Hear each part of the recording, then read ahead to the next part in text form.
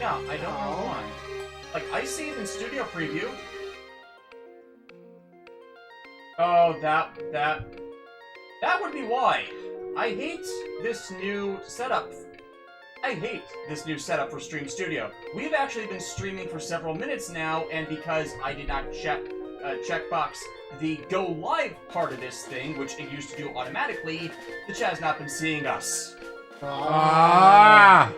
Yeah, I am so sorry, guys. This is a new setup for me. Last time I streamed was like 2 or 3 versions of the studio ago. I hate YouTube Studio. So yeah, you missed like 2 different versions of what we're doing, and also a bit of the opening sequence to Thousand Year Door. Hopefully you will be able to... I'll recap.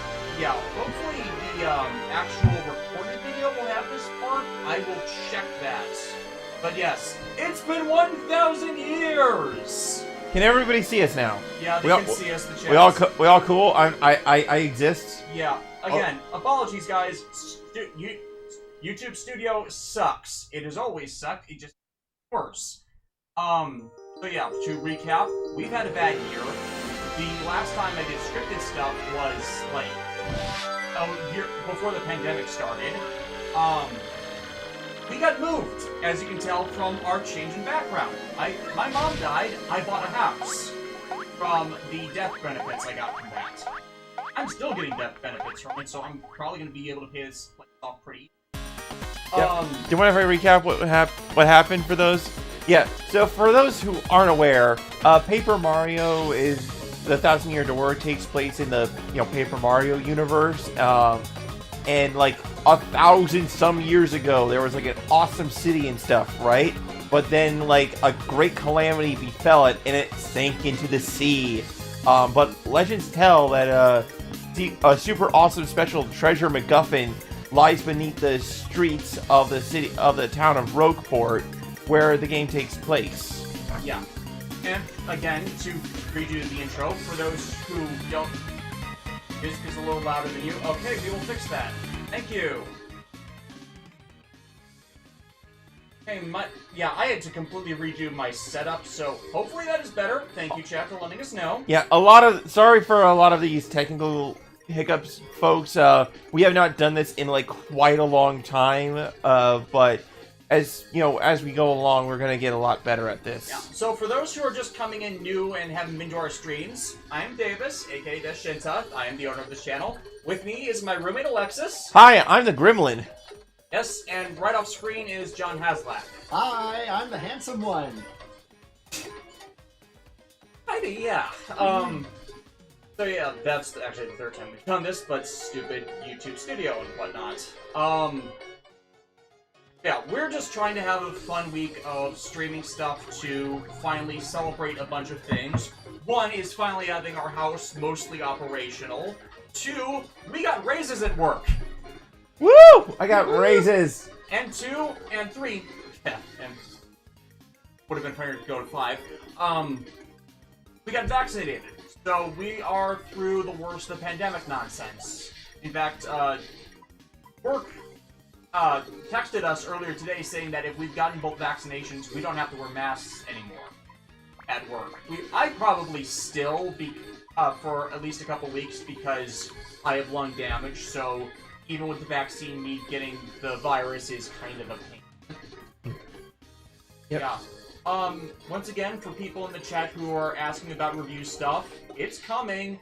I have it all previously edited already, and that side of it is ready to go for the footage capture. I just need to do my live segments once I finish getting my new set in order, which will probably be next week that I record as much of that as I can.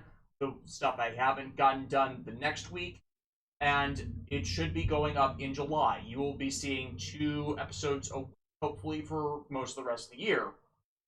I'm really looking forward to one of your reviews, Davis, and you know exactly the one I'm looking forward to the most. She patroned me.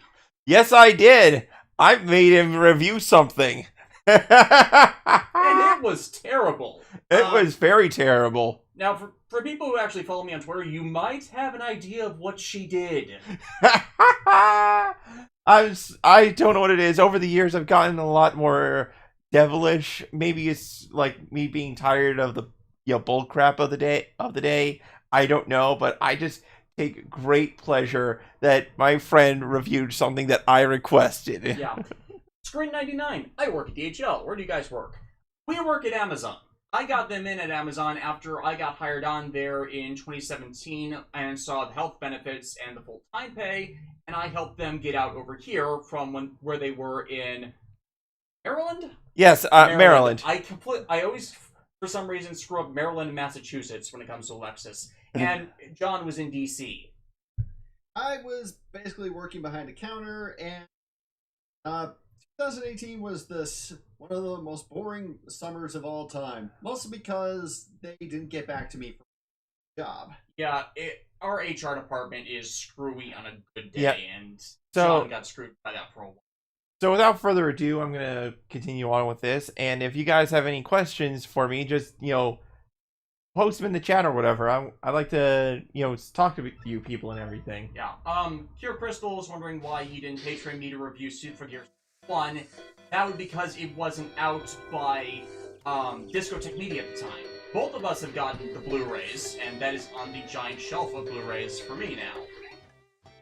Spread the word of Symphogear. Watch Symphogear. Buy it from Discotech. Buy it 5 times if you have to. Determination to fist. Determination to fist. Joaosin556, I apologize if I mispronounced that. Since I know the Super Sentai Power reviews are canned, I need to ask, what do you think about the Force movies? I like Force. I really like Force. Movie War Megamax is the best crossover movie. At least it was until Heisei Generation's final was released. That is now exceeded as the best crossover movie, with Megamax now being the second most, and Heisei Generations 1 being the third. HJ Fies, mind if I ask your opinion on what happened to TV Nihon? Terrible, but unexpected to happen at some point, especially with Toei, quote-unquote, trying to do proper imports. For people who watch other subtitle groups, TV Nihon is the longest running fan subber of Tokusatsu Works of the fan subgroup. People slander them a lot because of the errors of their earlier work, but their earlier work is explicable under the facts that, one, they were doing it when they could not get transcripts, and most of the errors come from errors from listening only to what was being said and using that as their basis for translation. And two, the original runner of the group before Takenoko, the current runner, took over, being something of a dick and not listening to when anyone would point out errors, so over the years those never got corrected. This explains stuff like Banana New Shoe and the Deno fan subs of theirs, by the way. New Shoe? Yeah, it was one that was kind of indefensible even by people like them, and that happened because, well, the fan subs for Deno came out right after the split between the old runner and the new runner, Takenoko. They didn't have good quality control that year. So, yeah, that explains a lot of that. Now, last week, Toei sent a cease and desist order to them, or at least we believe it was Toei, and they took down all of their fan subs, and have said they're going to discontinue posting a completed raw and hard-coded sub file in the future. They might still fan sub the series, but only as a text file you have to download separately and then embed into a raw on like VLC media player to watch the episode. Yep. They're not uncertain of what they're going to do past that. They might go and do a different and add something differently, but it was ultimately inevitable. It was going to happen at some point. The big problem, though, is every Toei funded or collaborative subbing effort has significant problems worse than what TV Ones has actually done. Same with overtime. Do you mind if I interject for a moment? Sure. So right now, folks, we're about to experience the prologue of A Thousand Year Door, A Rogue's Welcome. Will be so basically, the major two fan subgroups, because Overtime decided to discontinue providing a lot of their subs as well at the same time, or at least hard embedded ones, easier for people to get stuff with, are now down. And the only replacements for Toei's side Well, let's just face it. Anything that was broadcast on Toku HD from that service that they got from Toei, they're all collectively blind idiot translations. People got very angry at their official sub of Counter Thighs because it was incoherent at best. And that's bad all across the board because to understand Thighs' themes of miscommunication and going through depression, you need something accurate. Thighs was actually TV Nihon's first fan sub of the Tokusatsu series, and while there are some flaws, they mostly did right by it. And any scrub that's happened in the future hasn't completely removed what they did to promote it and other series like it. I think it's the Thighs thing that finally puts TV Nihon on their map, because everyone was pointing out TV Nihon subs being far superior to the Toku HD ones.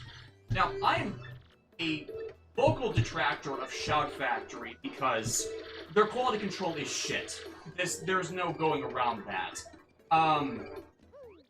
So I have been very vocal about the problems of their subs, and I don't want them to continue doing them for any of Toei's properties, but they're the most likely to be distributing them, so we're kind of stuck with them. All we can do is, as we've done for the last half decade or so, is rag on them anytime they have big quality control issues. So this. Yeah. Hello.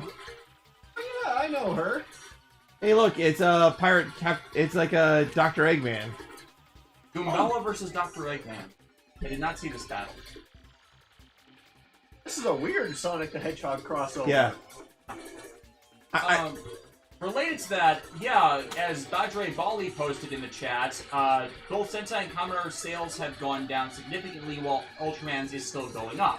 This is because for the last few years, Super Raya, the owners and makers of the Ultraman franchise, have been doing their best to distribute Ultraman as they can. Physical Blu-ray sets for us, and also streaming their series on YouTube for front-end releases, with actually pretty decent quality subs, all things considered, for the most part. I say for the most part because their subtitles of Gridman that they posted on YouTube are notoriously erroneous, and that's because they're sourced from the Toku HD subs for the series, which were in turn machine translations. And because it just popped up in the chat from HJ5s, what are my thoughts on the Gridman franchise? I love it. I watched Superhuman Samurai Cyber Squad as it aired in the 90s, and while I thought it was cheesy, I didn't think the underlying elements were bad. I actually kind of want to do a review of at least the animated Gridman series. We have not watched Dynazenon yet because of everything going on, but we're going to catch up pretty fast. Yep. Or catch up, not catch on to that. So yeah, we're behind, but we'll get to it eventually. Yep. So, this is our battle system. You can jump, you can hammer, you can use items, tactics, so, you know, defend or run away. We can't run from this battle. Because it's a Turuma battle? Yep. So, this is Lord Crump. Hey, do we have another controller perhaps? Because the... let me dig one out. I prefer that one, honestly, so that's why I usually have it hooked up like that. It's only because, like, the A button's a bit sticky. Yeah. I have the controllers. Yeah, because the whole thing with this game's battle system is timing. If you can time your button presses, you can actually achieve maximum damage.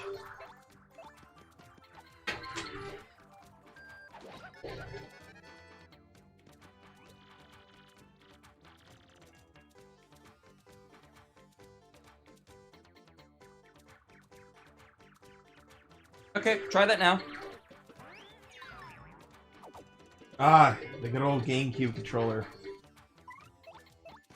There we go. Yep. Difficulties. Did you ever get into a big counter argument because of your views on Dino? Not really. It's like, the biggest I'd have an argument with is the,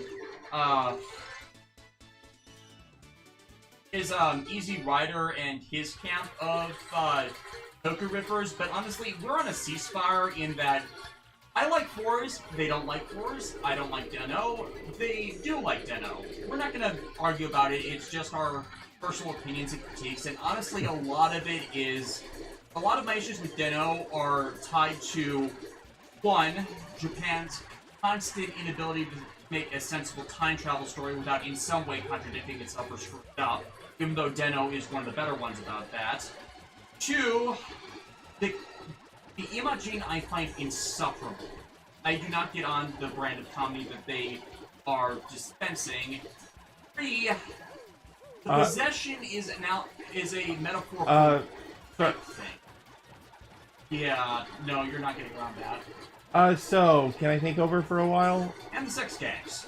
But yeah, that's it. I'm trying to answer your questions in chat. But yeah, if you want to take over the streaming stuff, or the show, go ahead. Yep, so, yeah, we just beat up Lord Crump, and all those guys are trying to beat us up.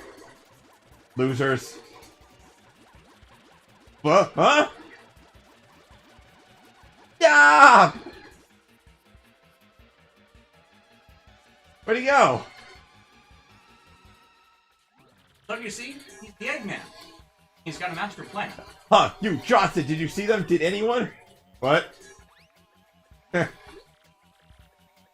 Crud, they bolted. What's that language, mister? Yeah, sorry folks, this game may have some very strong language, like crud, or the occasional dang. And darn. Oh, whoa! Hold your tongue, mister. You are saying some foul language for our audience, so shut the fuck up. Aw, shoot. Oh, snap. Goombella at the University of Goom. Thoughts on working or doing a collab with Marco Satsu? He actually asked me several years ago to do a Toku Sins video with him on Kamen Tyson. I turned him down because I generally do not like the Sins type of video. I thought that I watched a few of his videos to get a sense of him. I didn't like the ragging on TV Nihon unnecessarily. And there were several times where it was unnecessarily ragging on them for understandable reasons. Like the stuff that any fan subgroup could accidentally do, that singling them out seemed insulting. But I have nothing against his content. It's just like I wanted nothing more to do with Kamen Tyson after I reviewed it, and that was not a good project. I actually do recommend his abridged series, especially the X8 abridged project he did, because my quote-unquote net friend, Mana the Dark Magician Girl, aka, what is Mana's, idol name? Ginga, I think? Yeah, Ginga. Like, or I should say they're non-binary, right? Yeah, they're non-binary. Yeah, okay. Yeah, we're on friendly terms, and they voiced Poppy in that series. Yeah. Also, did anybody else notice that there was like a total like mugging that occurred while we were having this conversation? Like those guys from Mario Sunshine just like totally beat up some dudes. Well, they're assholes, so what are you gonna do? Yeah. So, thing is, we are doing Thousand Year Door, not just because it was a game Alexis grew up with and I didn't, but I have been slowly picking up Paper Mario games because they're role-playing games. I actually have the original Paper Mario N64 version as a virtual console exclusive on my Wii, and I was able to find Super Paper Mario a few weeks ago, that is the Wii Super Mario game, a few weeks ago at a used game shop near us. Thoughts on the Kisekis? Is that the Paper Doll games? I honestly don't know that franchise. Yeah. It's just me, or you sound like Spoonie a little bit. Kinda, yeah. Heh. Spoonie. Spoonie. Oh, if you guys hear rumbling in the background, one of the issues of the house that we're needing to get fixed is we have single pane windows. Some of these have not been replaced since the house was installed in 1937. And we are right off the road, so we have terrible, terrible street noise. I do have a noise filter on the mic, but in case it gets really loud and sourced from out of nowhere, that is why. Stay away from anything made after Super Mario. Yeah, I've heard decent things Up the Switch entry, Color Splash. No. Color Splash was the Wii U Wii U game. Origami King was the Switch. Origami King was the Switch one. Yeah, I do not remember these titles off the top of my head. I've heard like Origami King is all right. It's just the battle system is like a make it or break it for people. But for me personally, like Paper Mario, Thousand Year Door, Super Paper Mario, 3 really good games that while they did different. There were differences between those games. Like, they usually had there was like a set formula kind of thing, with only Super Paper Mario doing like a platformer kind of thing. But they were all good. So I have no idea why, like, later installments, like, have such wildly different battle systems, you know? Yeah, so basically, I got the good ones.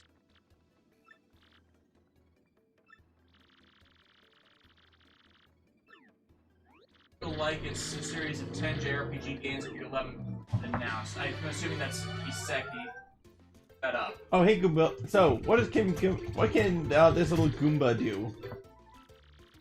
Oh, Dragon Slayer: Legend of Heroes. It's the Trails series. Oh yeah, I've heard about that.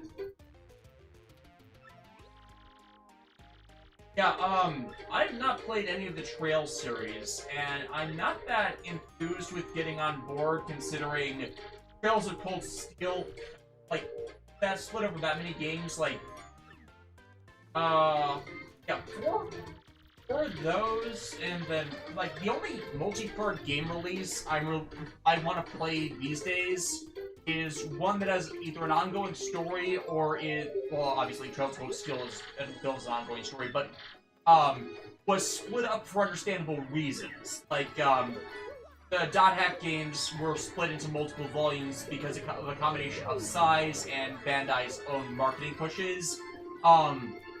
Super Robot Wars Z though, that's a multi-game one. That's just one long expanding storyline that I am still disappointed that did not get translated and imported. Oh yeah. So this woman. Down another step, don't come this way. Some complete jerk just bumped into me and made me lose a contact lens.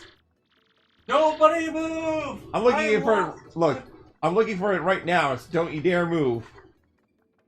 I lost a contact lens! I was doing the bit and you... Sorry. You know, you have to, the good way.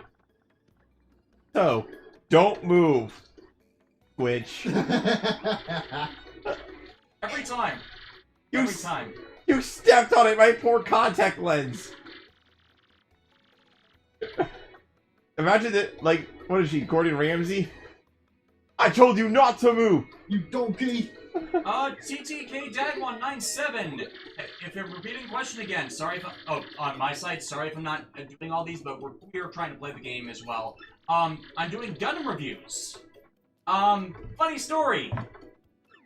I just mentioned a minute ago. Super Robot Wars. That is how I'm doing it. I have a review of... It is a 12-video review of Super Robot Wars V that is coming your way later this year. I'm so glad I turned you on to those games.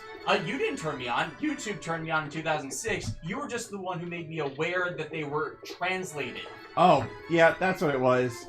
Yeah, I've wanted to do Super Robot Wars games for years, and it was literally not until 2019 that we were made aware that they were made available to the English Asian market. Alexis and I got all 3 games, also John got them too, that have been translated to date, which are V, X, and T.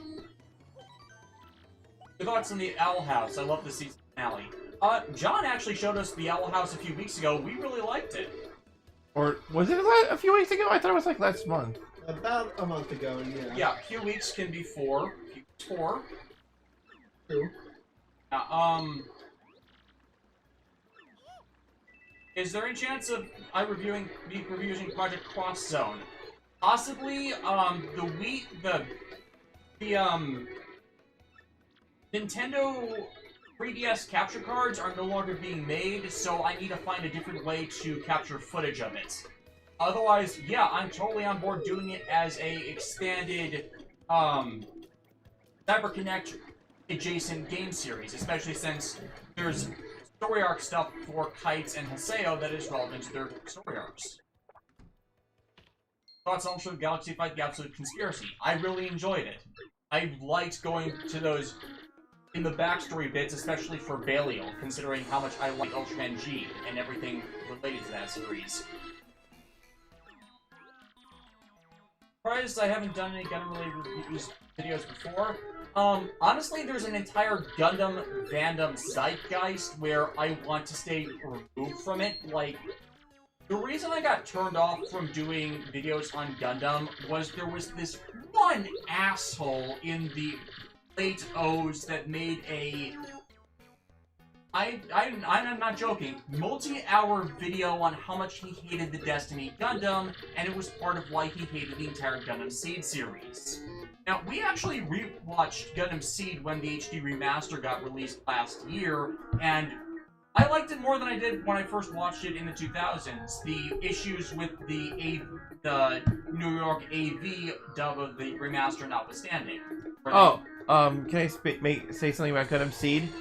Hiro Yamato did nothing wrong. He is a good boy.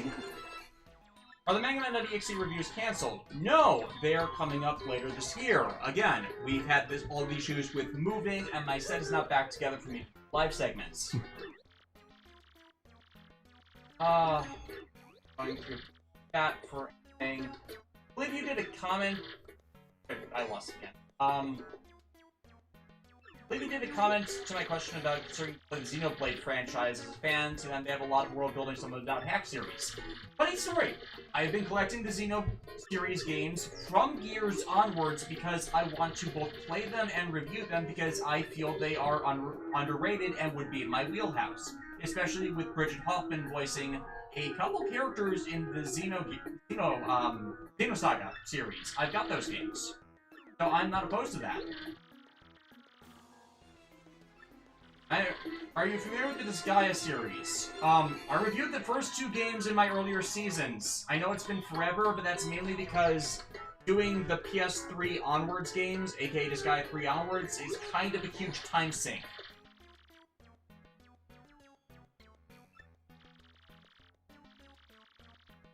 I'm just reminded of Freakazoid's Watch the Lip Sync. Thoughts on Zenkaiger, or the concept of it? It's basically... Okay, I can't say it's a ripoff of Gokaiger, but it's clearly trying to do the same thing Gokaiger did, but because of the staff, it's... Alexis, you've been checking in on Zenkaiger. Do you want to phrase it? So yeah, I haven't had time to, like, properly catch up with the series. I just think I saw up to episode 4, which is, Broom's debut. I could be wrong. My thoughts on it are... I have significant problems with it, and a lot of this, stuff the show is doing plot-wise, lore-wise, just don't work for me, especially the whole alternate universe thing. Like, I'm a big fan of AUs, don't get me wrong.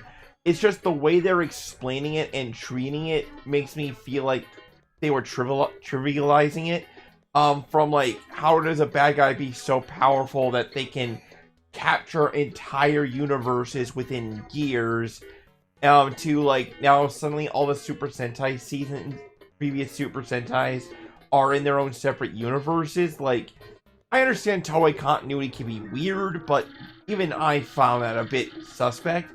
That being said, I did get the super mini plot of Zenkaio Juron plus Gowron, I think that's it. Juragaon. Yeah, I think that's how it's pronounced. That, like, I don't hate the mech designs. They're basically symmetrical docking from Gao Gaigar.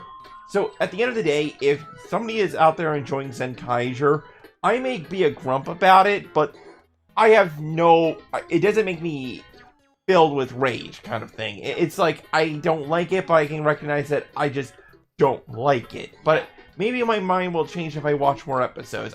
We've just been so busy, and there's, like, so many things to watch and do, you know what I mean, that, like, it gets further and further in the backlog. Yeah, my issue is Naruhisa Arakawa has spent so many years making it clear that Super Sentai all exists in the same timeline, or at least if they're not in the same timeline, that there's an explanation for how they relate together with each other. He has spent so much time and effort getting all that right.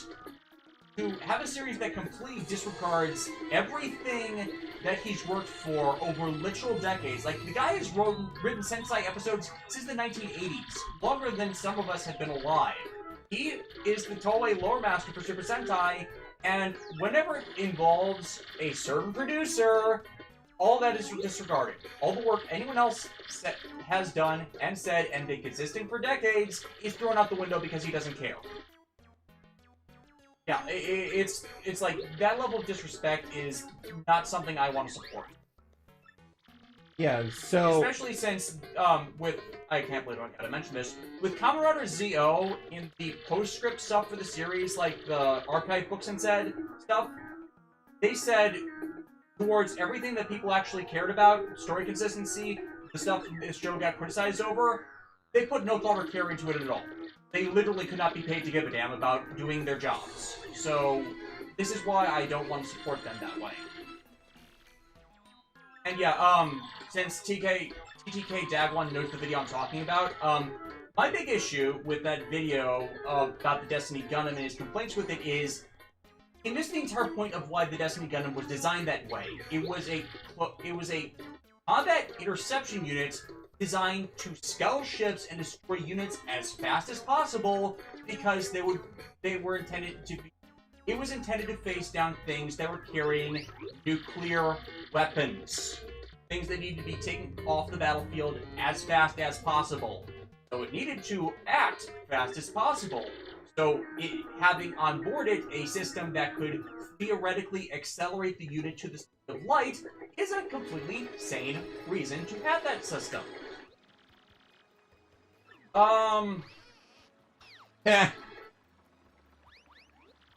Yeah, hope you try the Fire Emblem franchise someday. Somebody said Fire Emblem in my presence. Alexis played 3 houses. I played 3 houses. I played all 3 houses. Black Eagles are the best house. Fight me on this. Edelgard did nothing wrong. I'm dying on this hill. Dimitri's a pretty good boy, and I was so turned on positively by 3 houses that if another Fire Emblem game comes to the Switch, I am totally up playing that. Now, granted, I played it on the easiest difficulty setting possible because I didn't want to see any of my favorites get killed. So I don't have the true Fire Emblem experience, but like, I was just in love with the support conversations and how you could completely miss those if you don't take the time to like actually look at them. You know, like they really do a lot of good job. It does a long way to building the lore in the world and stuff. Yeah. Could I use my DeviantArt blog account to post some thoughts on Tokyo Ultraman things that can be taken down? Yeah, I have a blog and a DeviantArt account for stuff. I just usually don't take the time to post that stuff because I'm usually busier with other things.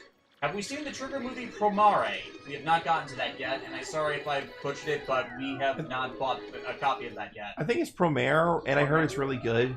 Yeah, we just haven't gotten to it. Padre Billy, yes, I've seen the same comment since you posted a few times. Let me just get to it. We have not seen Ultraman the Next. It is not exactly on our list, but I don't have a fan sub of it. Your thoughts on Cover Saber thus far? Alexis is actually responsible for getting us back on board it because we hated episode 14. We dropped the show originally with episode 14, but Alexis started hearing good things about what came after it, and so we got back on board it. Yeah, We've actually been really liking it.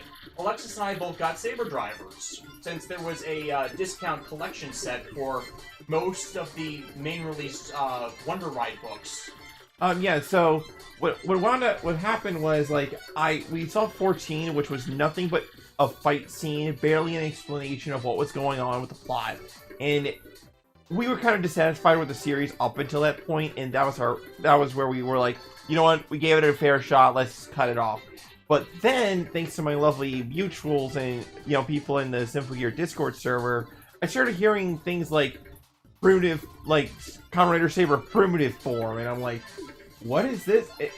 Oh, this sounds really good. Like, I want to get all. I want to be all on that. You know what I mean? Because here's the thing that was wrong with episode 14. It was everything wrong with the main writing of Kamen Rider Ghost. And by I say the main writing, I mean Takuro Fukuda's writing. He was the original main writer for Ghost. He was the one that, when he went missing, ended up screwing up the show, as when Eiichi Hasegawa would write filler episodes, it seemed like more was actually happening in his episodes than were happening in Fukuda's.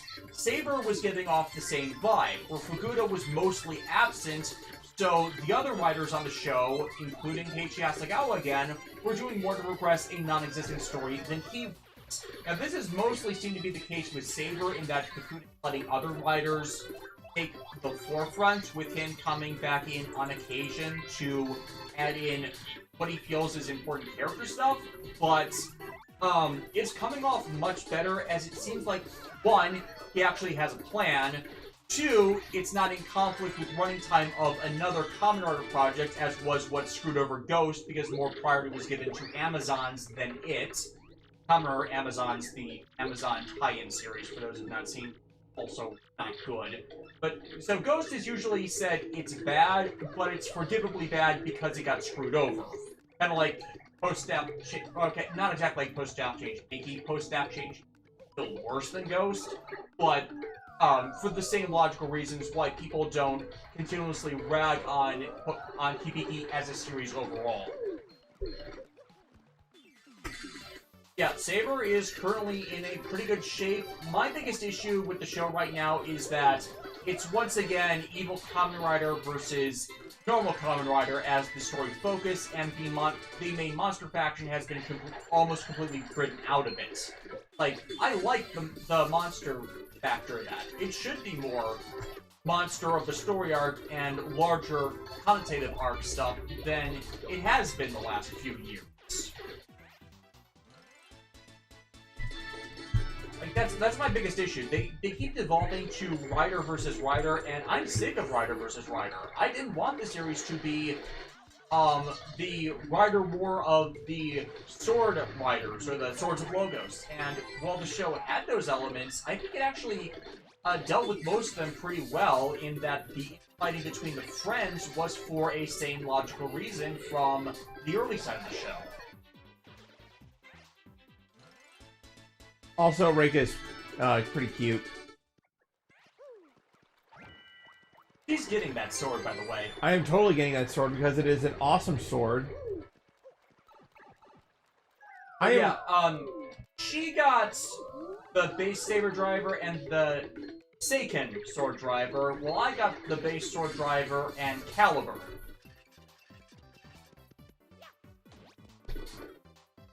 How do you think the Kamen Rider Ghost movie handled Kamen Rider Ichigo? First of all, that is not the Kamen Rider Ghost movie, that is the Ghost-related Spring movie. Second of all, that movie was written as an apology for Kamen Rider Tyson, which I give it some slack for it. Third, I don't think it's a good movie. It could be worse, but I don't think it's a good movie. I think Ultraman Trigger will probably become overshadowed by Z's success or becoming of his Z for 2021. I'm hoping it's good. I really like Tiga. I like the Tiga universe. I like that they're finally going back to revisit it for the first time since Ultraman Dyna, which was late 90s, I think?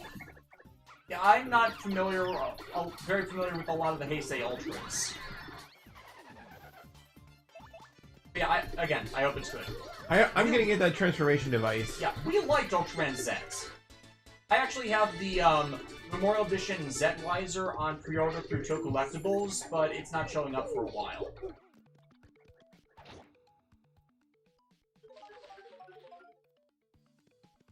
It's funny that Media Hood says that the acting for Master Logos and the Trio is bad, because Master Logos is played by Shinken Gold. Oh, folks, we're about to get cursed.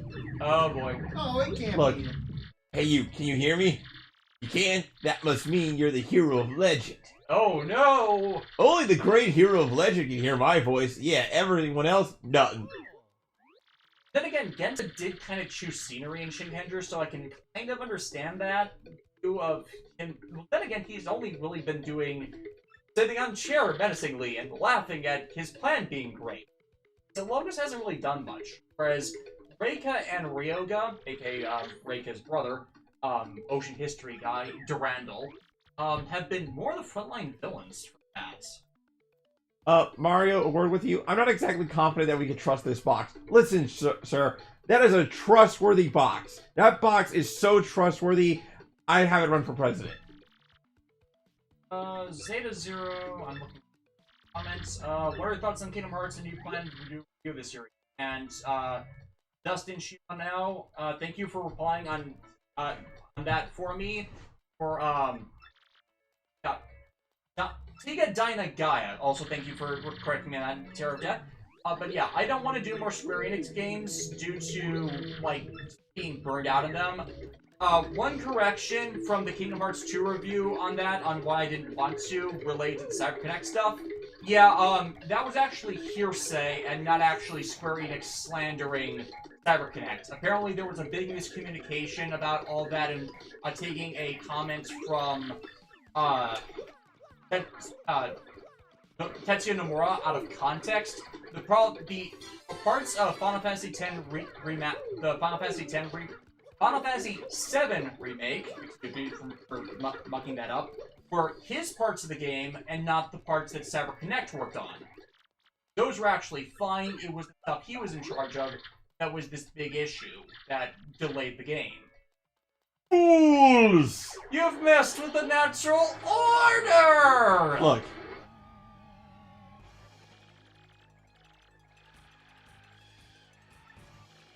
Yeah, we're about to get cursed.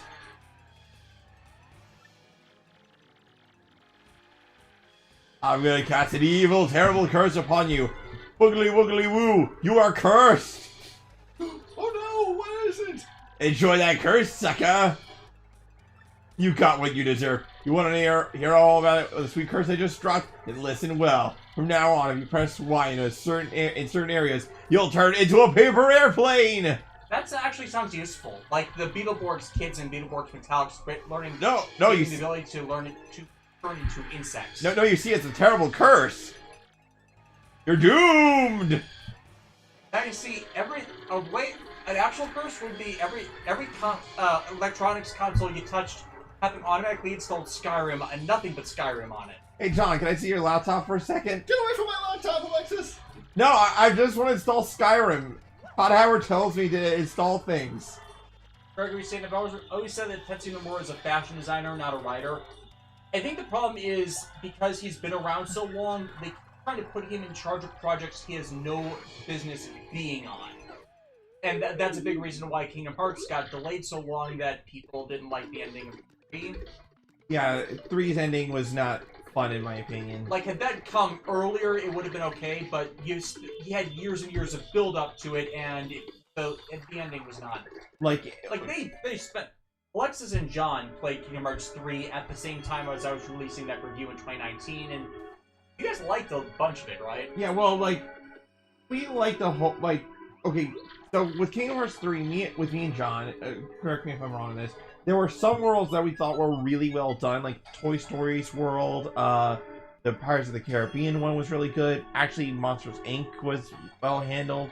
We thought those were, like, really nice additions, but then there were some worlds that were literally just giant hallways with no real exploration, and it felt like they were just kind of, like, thrown in there. Like, the biggest offender of this, I think most people can agree, is the Frozen world, because you have no interaction between Sora and Elsa, and you'd think that, like, Sora could probably tell Elsa a few things about, like, friendship and heart and all that cool stuff. Heck, why couldn't, if Kairi knows Keyblade stuff by now, why not have her tag along, you know what I mean? And also the fact that... Can you speak up a little? There's also the problem that it felt like a lot of the cutscenes were lifted straight from the movie.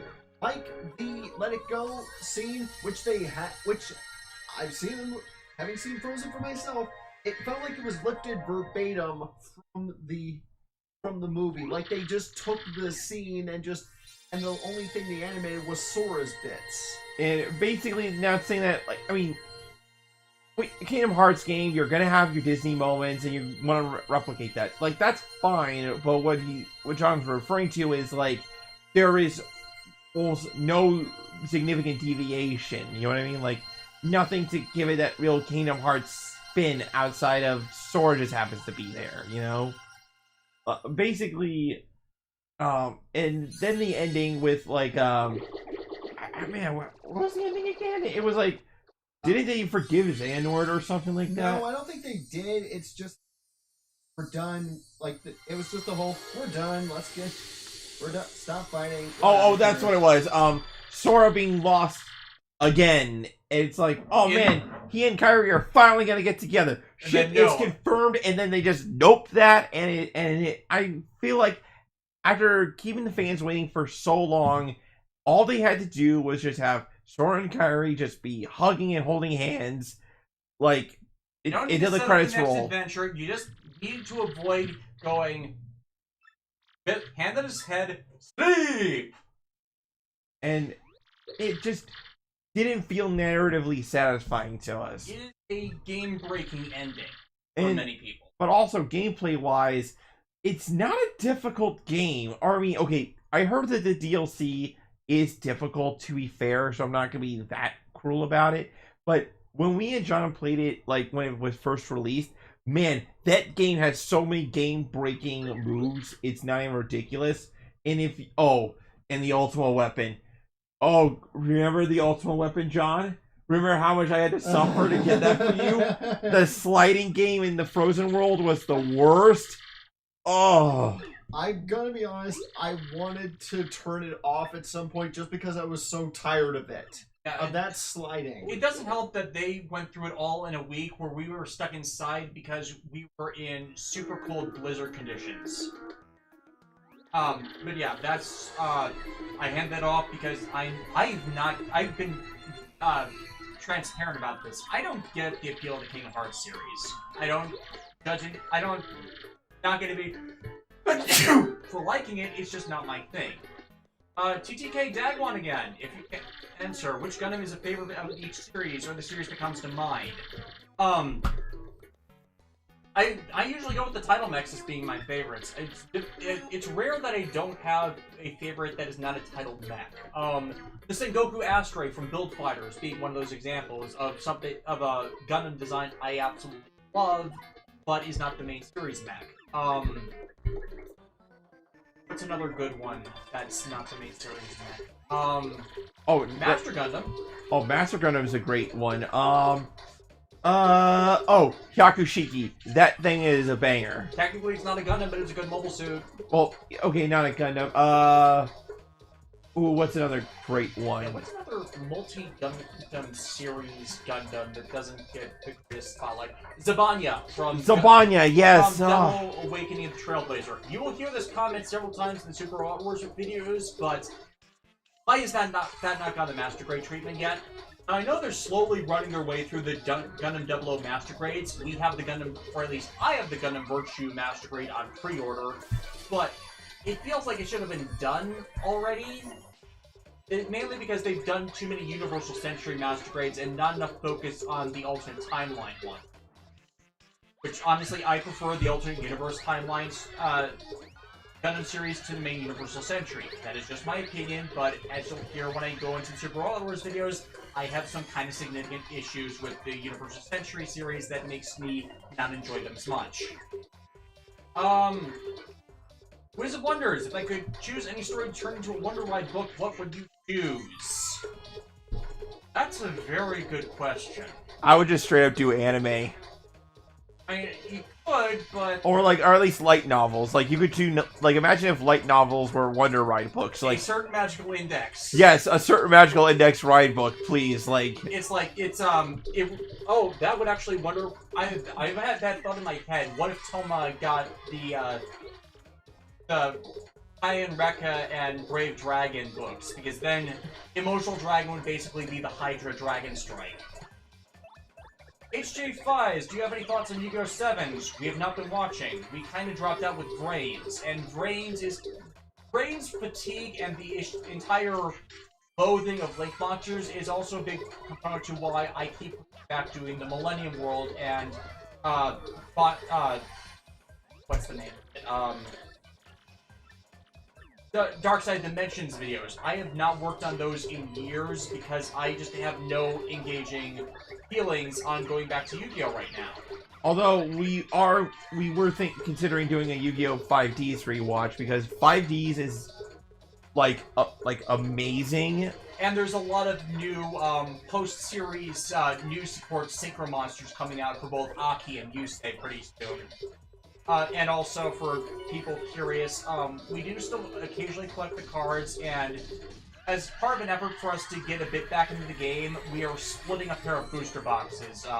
I bought a Rage of Ra one that, if it shows up Friday, we might actually do an unbox video on with us splitting it. I would be down for that. Yeah, and then Alexis is later in payment for her side. We're gonna split a later box that's coming out this year. We just haven't decided on what. Do you plan to watch Ultraman Mebius when it becomes available in the Western markets? I still have fan subs of that. I have watched a bit of Mebius. I liked what I saw. I heard Mebius is pretty good. Yeah, I heard it's one of the good ones of the 2000s run. How would you have handled Mass Effect 3 and its ending? I went over that in the video. I would have had them try and be smarter about how to utilize the end element to basically just shut down all the Reapers and then let everybody else blow them all to hell. Meanwhile, Yoshi P, the guy behind Final Fantasy XIV and 16, is universally loved because he loved Final Fantasy's actual history and not just 7. I do not deny that comment. I played Final Fantasy XIV for the Garo Armor event, and I really liked it. I heard Well, okay, 14, a Realm Reborn, not the original 14. I heard that one had problems. Yeah. By the way, if anybody has been currently enjoying Final Fantasy XIV, then I am super happy for you. I just wish I had the computer and the time to properly invest in that game. We don't have time for MMOs. Yeah, we got a lot on our plate. We got a lot of shows we want to get through.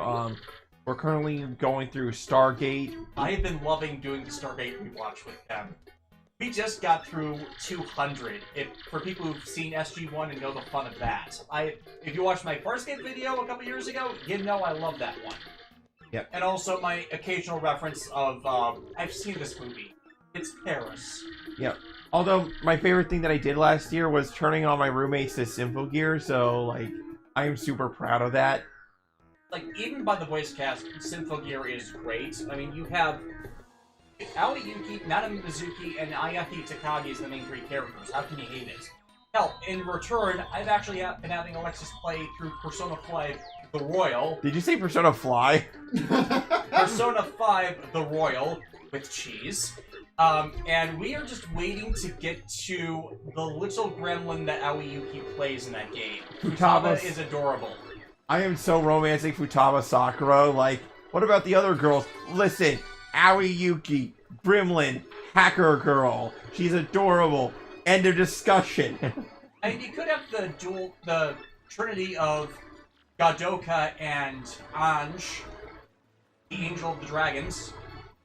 Now, for those who don't get that reference, we will be explaining later in the Super Robot Wars V videos. It will make a lot more sense then.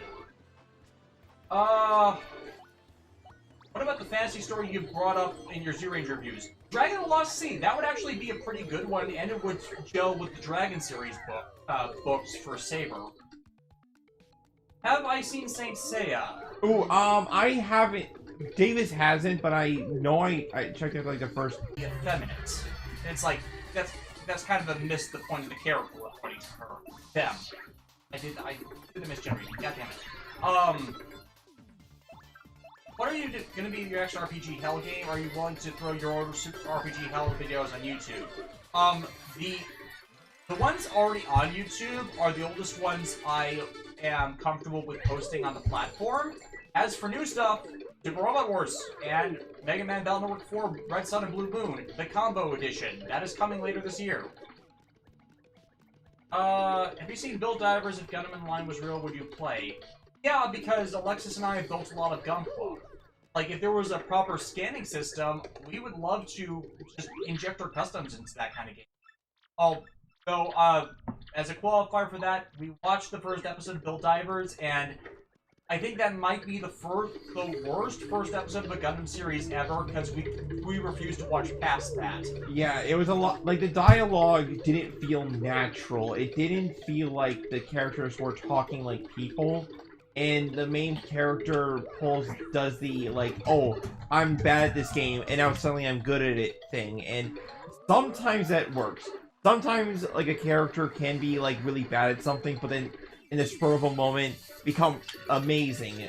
So I'm not faulting the trope itself. It's just the way in which it was presented made me go, really? Like, really? And the writer for the series, Noboru Kimura, he's not done a lot good.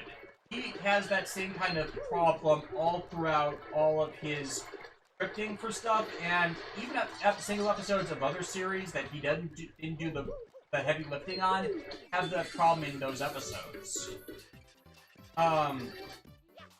Yeah, we're not a fan of Divers, but we love Divers Re-Rise. Divers Re-Rise is amazing. It's like retroactively doing everything to fix the first Divers series, and it works. It works.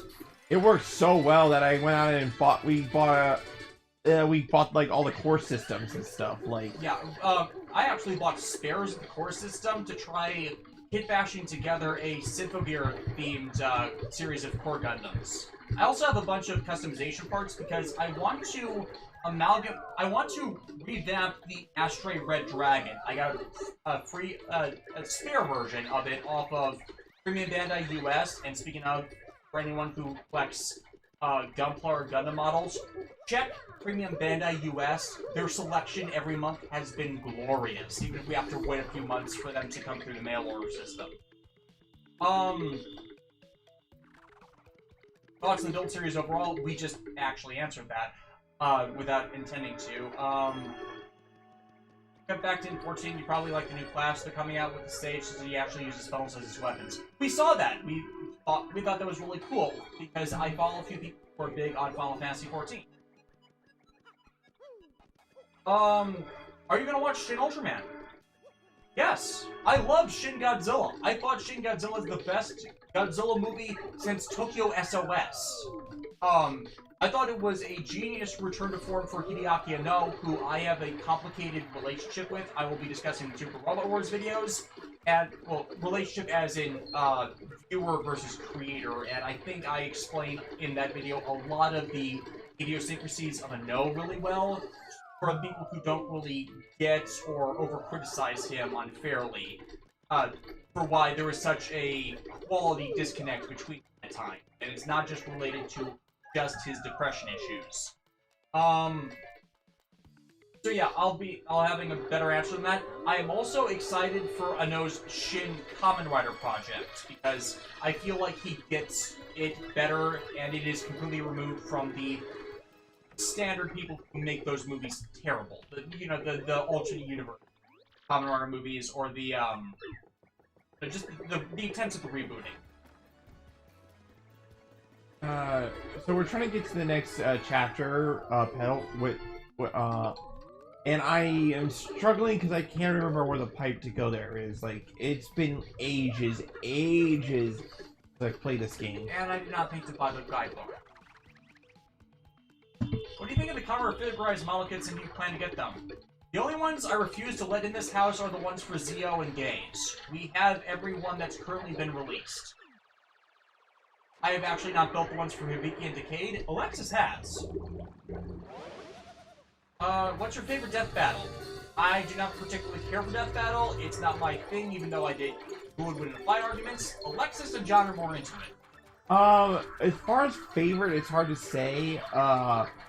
I tend to like the ones where the matchups are so close that the differences in power is like minute, or it comes down to the specifics of their abilities, like what it is versus like how strong it is, if that makes any sense. Yeah. My friend Akuma the Hedgehog actually helps research a bunch of the death battle videos. He's actually the one who created the sprites for Toph versus Gaara way back. So he's more engaged in those than I am, and for what they are, I appreciate them. It's just like they're not always my thing, and I don't really like that kind of audio keeps cutting out. Sorry, I don't know what that is. What's wrong with that there? Just getting back to background questions. Did I watch the 90s Spider-Man cartoon? I believe I said in Spider-Man Tokusatsu series review that I did, and I liked it.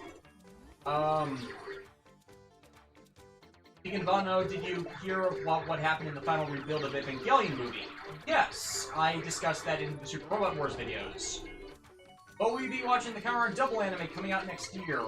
I hope to, but I am hoping that that Funimation does right by it, because the big issue with Funimation is if you get the wrong localization team on them, their localizations can be absolutely god-awful as of late.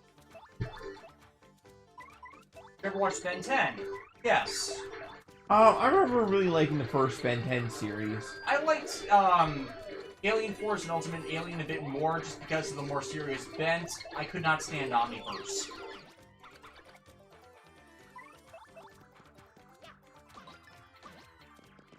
So apparently there's a giant freaking squid underneath Rogueport. Who knew?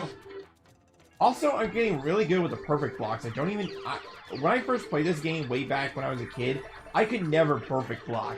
Like, I was so bad at it.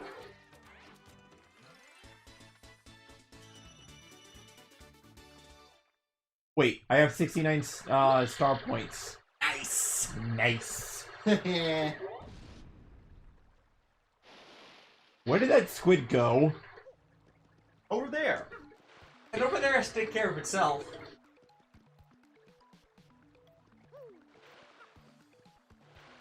Whoops. Anyways. So yeah, for people who came in late, we are going to be streaming different games for 4 different days. Today is Alexis with Thousand Year Door. Tomorrow is John's, and we're actually playing a board game. You're not saying which board game because I want that to be a surprise. Friday is my day, and we'll be playing Pokemon Snap. And on Saturday, we will be round-robbing a older N64 game. Again, I'm not going to spoil it. Yep, Chapter 1, Castle and Dragon. Petal Meadows. Guessing the answer is no, but did you get the Mass Effect Legendary Edition? No. No, I'm somewhat tempted, but not for the reasons you might think. There's a lot of Day 1 DLC from those games that we just completely missed.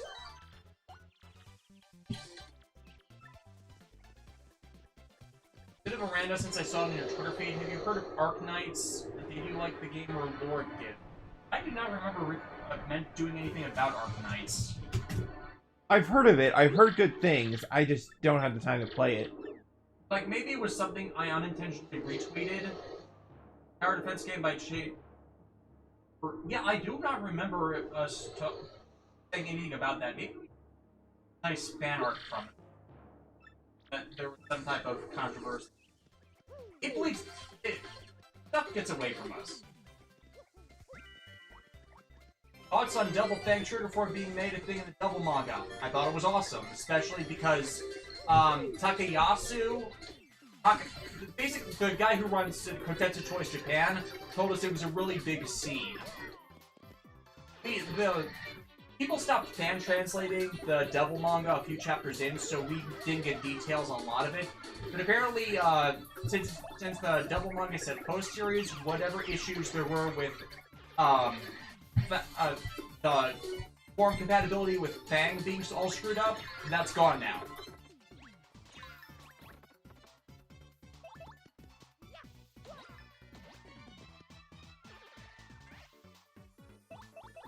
Can't wait for Shinkama. Remember reading direction and seeing how much Ano is inspiring. And response, that's true. Ano is one of those anime household names you just associate with quality. Yes and no. It's like the complicated relationship.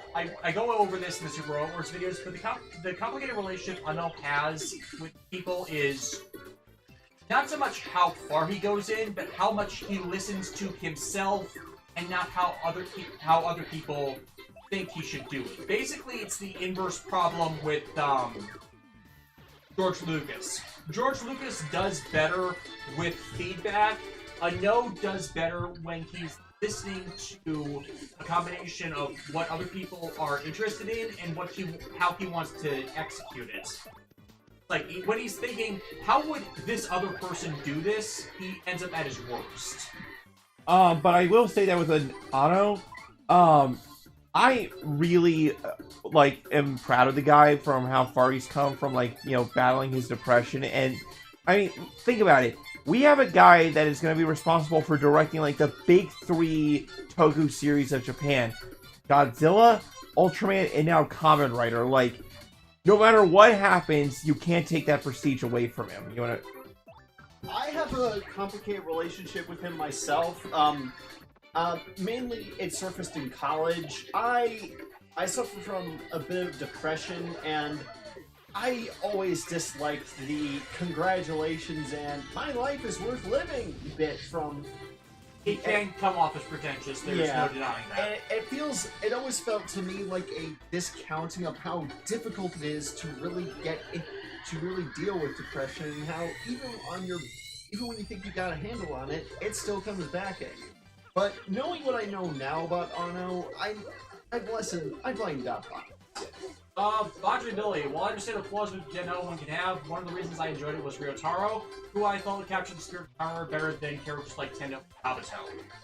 Yes and no. I honestly don't have much of a problem with Ryotaro outside of how much he is a punching bag and knocked over for glorification of the Imagine. Or as an example of this, his final form seems less like him standing on his own and more what he's left with after the people who have taken all the spotlight from him have abandoned him. So when him taking over doesn't feel not so much less earned, but more, why couldn't we get most of the series with this?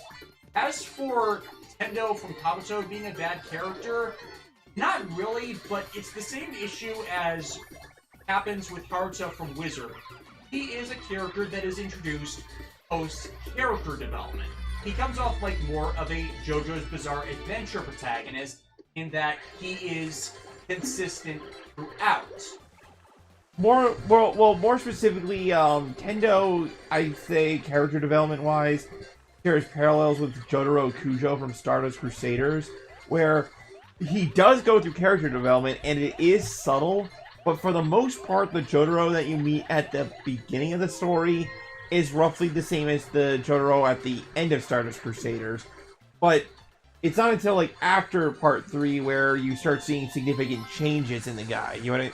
It's the issue with Kabuto, I wish I had been able to release my review on it, because I went on this pretty in-depth, is that he's supposed to play contrast. This is the ideal you are striving for, and this is the way that the other characters, most commonly Kagami, come up short, or don't learn the lessons that they need to truly become that master stroke. So I like Tendo the most out of the Kabuto character. Yeah, and by ideal, it more means that, Tendo Soji, at the end of the day, he's a confident, strong-willed, dude who, takes crap from nobody and does things, not in a super jerk way, but more of a, I am so confident in myself and my abilities that I absolutely flawless. You know? Then a bit, he's a combination of perfectionist and a bit of a tsundere. He said tsundere. I was surprised when I watched Kabuto again for the first time after so many years. This was back in 2018, by the way. Yeah, but the dude is actually kind of a tsundere if you stop and consider his interactions with certain characters. The thing is that he's a low-tier tsundere in that it's more the act and not the mood. He's not an angry tsundere, but he is he's like Lelouch from Code Geass. He tries to hide how he actually feels. But he does care. He has his tells. Crystal, have you seen ReZero Spreading Life in Another World before? I have the first season on Blu-ray. I've heard... That is as far as I've gotten. I have seen a few clips. I am very interested in it. And I'm interested in it as well. It's there is so many great things that we just, because of our job and how and our daily lives, we just don't have the time to get to. But we do plan on like, fun, setting down times to be like, we're doing this. You know what I mean? Yeah. TK Dagmon, are the Digimon kits worth the buy, especially with Dukemon coming soon? Yeah, funny story. Yeah, I have all the kits so far. Or Greymon is a yes, absolutely. Omnimon is unfortunately made from inferior plastics, so that's probably a skip until they do a re-release of it. Imperial Dramon is a little shaky, but worth it for the transformation gimmick. Mine is missing the tail because I'm trying to customize a movable tail for it. Dukemon I have on order. Machine Dramon has not released for us. I have mine on pre-order as well, so I can probably tell you more in the future. By the way, real quick, Davis, you see this guy right here? See this white bob-omb with the funny hat? Is he going to explode? No, but he will be responsible for one of the most annoying side quests in this entire game, bar none. Like, even if people who really like Paper Thousand Year Door can't defend this one. Yeah. Davis, how do you feel about a fetch quest where you have to keep revisiting previous maps to find a guy? They're usually my most loathed because I despise overworlds. Well, imagine that, right? But this guy keeps changing locations, and like this is like in chapter the prelude to chapter 7 before you actually do chapter 7. Oh, this guy is so annoying to like hunt down. It's basically here. Go to all the places that you visited before, kind of thing. Gregory is spring in the chat. He will make you want to explode. Will you do a Metal Gear review? I'm not really into those games, and I don't own any of them. So, sorry, no.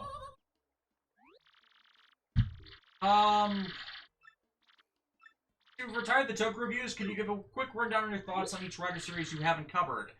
I could do that. I have done it in streams before, but since it's been a while since we've done a stream, I don't mind. Hibiki.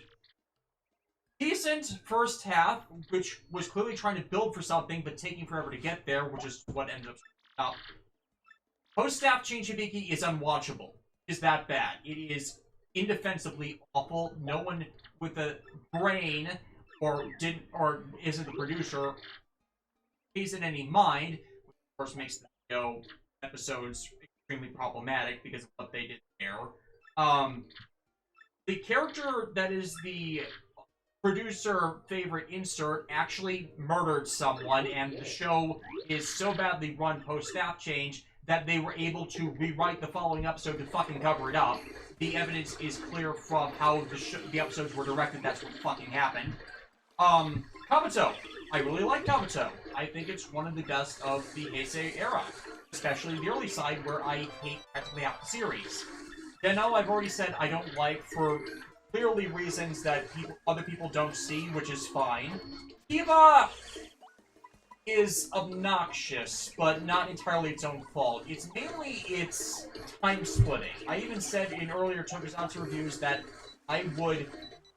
that just trying to do Kiva would be a headache into and of itself.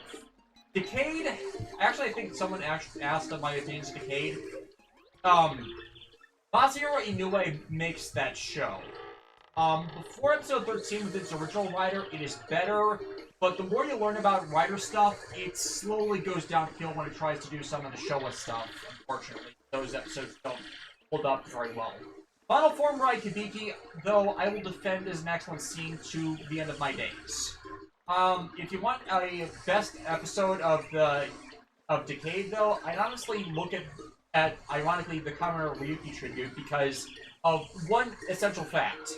It calls out the shit of Ryuki and makes a better story than all of Ryuki. So, there you go. Double is my favorite Kamen Rider series these days. O's is second place on that. Fours completes an excellent trilogy. Wizard, I consider a back-to-basics series, so I don't hate it. I don't think it deserves to be the worst of the Heisei era because it's not actually bad, but I can understand some people not taking well to them going back to a Monster of the Week series. Gaim is good, but I think is overhyped a bit these days. Drive is heavily underrated and is much better on the rewatch. Ghost, we actually discussed that a bit earlier, in that it's a bad series for reasons outside of its control. Amazon's is terrible for most of the same reasons Ryuki is bad. Or I consider Ryuki bad, I should clarify. X8 is great. Its one big stumbling plot is everything revolving around Hiro Kagami's girlfriend Saki, because they did not properly set up those story points well on the early side of the show, because they saved most of that for Blu-ray specials. They did not have to do that. That actively part of the show, because there are all these chains and there's a missing link to making it work. Build is good. Build is a bit overhyped, though. Dio was god-awful. No, nothing more needs to be said. Its first episode basically allowed me to predict everything the show was going to do. Nothing more needs to be said about that.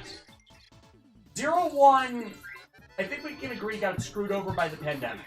Since it was revealed by the production staff that they had to completely redo everything that they filmed post-pandemic because they did not no longer had the time they needed to do what they originally planned to, which was going to be Arc Bowser instead of Arc 01. That, I think, was the big screw-up that they pulled in trying to turn Naruto 01 into a villain short-term, with him becoming Arc 1, and that just, it was a large font of frustration, and made the previous Bowser arc, which would have worked had Bowser stayed the chief villain of the series, into complete flotsam that harmed the show. We went over Saber that we're liking it more, but it's just getting past the first 14 episodes before it improves. Thoughts on Rising of the Shield Hero? I have the Blu-rays, but we've not actively watched. Thoughts on Madoka Magica Rebellion? Homura did nothing wrong! Homura did nothing wrong! It was all that third movie's fault. It's not actually her fault. No, I'm not memeing here when I say this, folks, but I haven't seen Rebellion myself, but based on what I heard about it, like, you know, plot synopses and being pretty informed about it, I can safely say that when I say Homura did nothing wrong, I mean in the sense of what she did wrong can be considered such? Yes. Now, my whole thing is, a character may do something that I find evil or heinous or bad or whatever, but as long as it makes sense for the character in that moment, then I'm usually not, like, angry about it. She's just so desperate that her emotions betrayed her and she lashed out at both the object of her affections and the cause of her sorrow. Yeah, like, people tend to, like, forget about this, but Homura went through, like, many time loops where she experienced the same tragedy over and over and over again, and she's just a kid. Like, I mean, I can't even imagine what kind of psychological damage that would do to a person, you know? Considering all the time loops and how many of them we didn't see, and the just static nature of her, she's probably experienced it thousands of times. She might have been hundreds of years old, and then she succeeds in saving Madoka from the worst possible fate, but she's erased from reality, and she can't even have a chance to be with her. And there she is in front of her. What's she gonna do? My biggest problem with it really is just that we haven't really seen much of a follow-up, and that's actually coming. They're announcing a new movie project. Okay, good. Yeah, so whether they'll resolve that calmly, or if it's going to be a Madoka versus Homura movie, or if Kyubey is getting involved to crash all that, we'll see what happens. Well, hopefully, if Kyubey's involved, it involves him getting stomped on the head. Contract? Fuck you, Kyubey! Any of the Owl House or Amphibia? We answered that earlier. We have seen the Owl House. We really liked it. Like, I honestly prefer the Owl House over Gravity Falls, to be honest. Not saying that the Gravity Falls is bad, but something about the Owl House just clicks with me. And I think it's because, Luz, is that how you pronounce it? Yeah, that's how you pronounce it. Luz's relationship with Ida. Well, also the fact that, Luz is, like, so flawed in that she wants to be, like, she wants to earnestly help so much that she gets in way over her head. Like, there's like a lot of episodes in season 1 are the results of her, you know, interfering or biting off more than she can chew, and like honestly, the relationships in that show like really sell it for me. Yeah. Wendy Malick kills it as Ida. Wendy Malick, I know from the early 2000s, late 90s sitcom Just Shoot Me, and she was genius there. I really like her comedic timing for everything. Oh yeah, Ida is like amazing. Like she. Earl Butcher said that Palmero was time traveling for about a decade. Okay, did not know that detail. Thank you. But still, a decade of suffering, like... A decade of reliving the same, like, week, 2 weeks. Oh, jeez. That's still hundreds of loops. Yeah. Yeah. Favorite Yakuza game? I have not played the Yakuza games. John owns the John? Yakuza games. Okay. John, you want to take over? Okay, so, favorite Yakuza game? Oh man, this is tough. I haven't finished Yakuza 3 or 4. I've started on those, but it's kind of one of those, like, I'll get back into them, but I've heard mixed things about them. But favorites are, Yakuza 0 as my all-time favorite for story and character, because it's a good prequel story done right that is even better once you start with that and then move on to Yakuza Kiwami, which I really like. Yakuza 2, I like a lot, but it works better with Yakuza 0, Kiwami, and as part of a trilogy. I haven't played Yakuza 6 yet, or 5, because I'm waiting on that. He wants to do them in order. I want to do them in order. Yakuza Like a Dragon, though. I really like that. Yakuza Like a Dragon was really fun. Yeah, they were playing that while I was working on editing stuff earlier this year. Again, I have it all ready aside from my live footage stuff I have to do on my set once it's back together. And it was hilarious. Kasuga is a great main character. It's a really good like on its own, I would say that's good, and I'm really glad that that I was able to play without having to play Yakuza 6 to know what happened, and I'm glad they're continuing on with Kasuga as the main character, because, not to spoil for those who haven't played it, but there's a plot thread that I hope that there's a character in Yakuza Like a Dragon that I hope comes back as a villain. Then, also my thoughts on Judgment, just because that's also... I was about to ask. Yeah, so I really like that game. I really like it as its own thing to do with its gameplay, combat gameplay to continue on while on the Yakuza combat gameplay while Like a Dragon does its own thing. I really liked that. I liked the mystery. It had a lot of good whoa moments. That like if I make some comments? Yeah, go ahead. Yeah. Yeah. So with Yakuza, like one day John's like, "Hey, let's play Yakuza 0," and I'm like, "I mean, sure. I've heard of this series. What could possibly happen?" And now I have a Judgment on my Judgment 24 Hour Cinderella, Friday Night. Like, it's just like a franchise that is not afraid to be itself, and they work really. And it's amazing that we can go back to the same town over and over again, you know, Kabuchiro, and not feel upset by it. You know, Like a Dragon, touched for the very first time. I will end you. I will. That joke so many times. I will fling you. I will fling you into the sun, sir. Okay. There was one in here that we know anime is more a thing, but are there any modern American cartoons you guys like? I am not opposed to The Simpsons. Then again, I grew up with Simpsons, so even with the seasonal rot and zombie Simpsons stuff, I don't think it's as bad as, say, Modern Family Guy. I like American Dad. South Park is kind of lost me, like it has a lot of people. For completely American cartoons, I really like Transformers. I've heard good things about Transformers Prime. I love Beast Wars. Like we said, we like the Owl House. I love Gravity Falls. I like Steven Universe and Star vs. Forces of Evil. I've even referenced them before, slightly.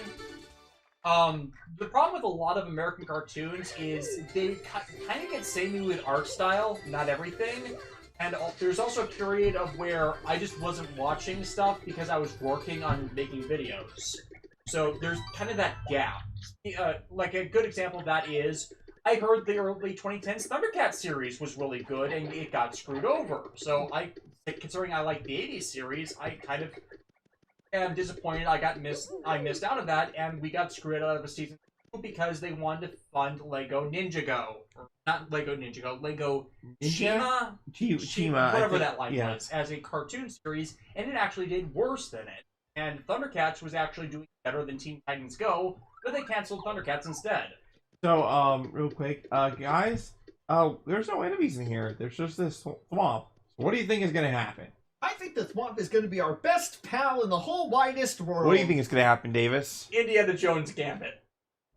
You're both wrong. Apache Chief. Eat a Chuck! No, the correct response would have been Olmec from Legends of the Hidden Temple, you plebeian. I never watched that. Me neither. Favorite... If you've come all the way to here to Schwank Fortress, you must want stone keys. If that's the case, then you must compete against me. If you win, I will let you through to where the stone keys rest. However, if you lose, you will suffer a terrible fate. And by terrible, I mean awful. That sounds bad. So what do you want to do? I'll take you on. Take on me. You're in for it now. Guys. Oh no. Oh no. A quiz show. A quiz show. Did you enjoy Memory of Heroes? Yes, there were some character issues where they were retreading stuff done previously in the series, and I don't like how they completely forgot to explain away that AG lost his medals, because he still has them in the series. So, yeah, overall that game was really good, even though it was once again teasing on survival, even though they could have done it for real. Thoughts on the recent news regarding Robotech and Macross finally being brought over to the West? Fucking finally is my response to that. That is another thing I am addressing in Super Robot Wars, as it ties into why Super Robot Wars was never imported by Bandai before the VXT trilogy was translated. But Quattro Vaccination still continue, or was it inevitable Char became a villain again? Discussed in the Super Robot Wars reviews. I'm leaving this stuff off. Yeah, on its like own. First, cool. Yeah. Consider doing a Transformers retrospective. I'm not actually that huge a fan of Transformers. There is already a individual called Chris McFeely on YouTube who is doing a Transformers retrospective known as The Basic Series, which doesn't give you all the details, but gives you a lot more information than I could ever provide. Ironically, Chris McFeely has partnered with another person who wrote the Mega Man guidebooks, and you might know him as one of the two riffers on shoot, I'm forgetting their name. The name of their riffing. Crossing through, by the way, sorry. Yeah. What is it? It's the the two Muppets. That used to be on Isle of Rangoon? Isle of Rangoon, yes, he's one of the characters on Isle of Rangoon. Yeah, the Sunny Jim, I think. Yeah, yeah, Greg Sepelak is the voice of Sonny Jim. He wrote the Mega Man Battle Network guidebooks, believe it or not, for those who have those guidebooks. So it's like, it's funny to have that kind of connection, because I adored those guidebooks.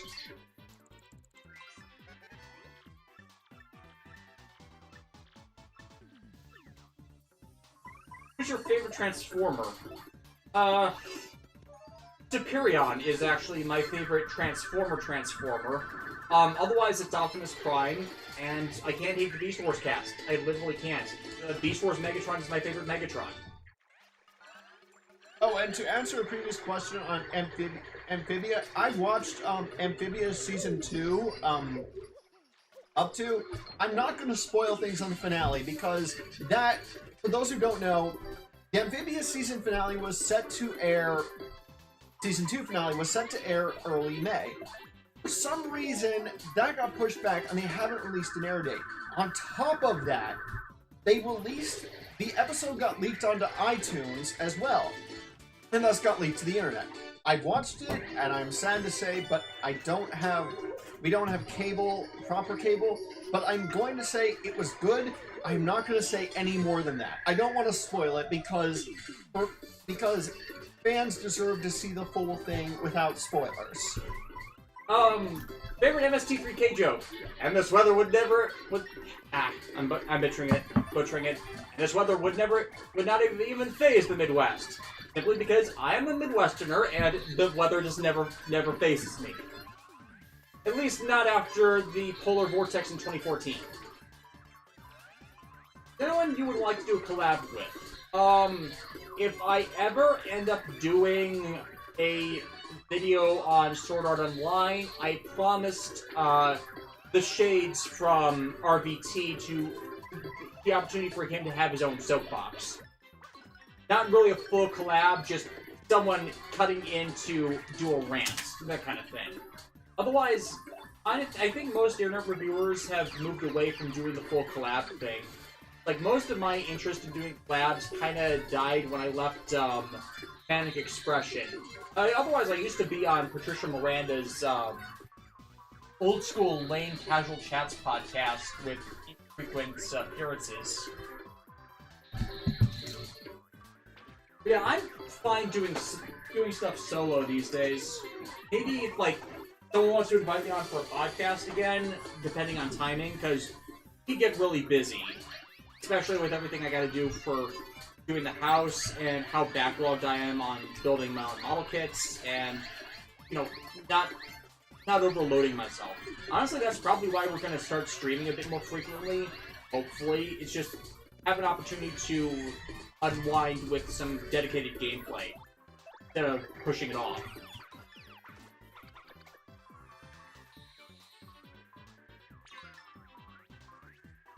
Audrey Bailey was surprised there was no karaoke minigame in Judgment, considering the main character was voiced by a member of the boy band SMAP, and also considering how common they are in the Yakuza games. That is true, yeah. I like karaoke. I like doing karaoke in Yakuza. Play many of the Shantae games. We like Shantae. For many reasons. Yeah, when I first got the Nintendo Switch, we got a few different games, and Alexis bought the Shantae collection for it. Or not the Shantae collection, the Shantae Half Genie, Half Hero, yeah. Yeah, for Half Genie, Half Hero. You know, with all the costumes and variant stuff and whatnot. Level up! Level up! Since you guys mentioned Ben 10 earlier, what are your thoughts on the other Man of Action show? I'm only familiar with Generator Rex being another Man of Action show. I didn't know there were any others. I did not see past Season 2 of Generator Rex, unfortunately, because that's around the time I lost access to cable, and I just never really got back to it.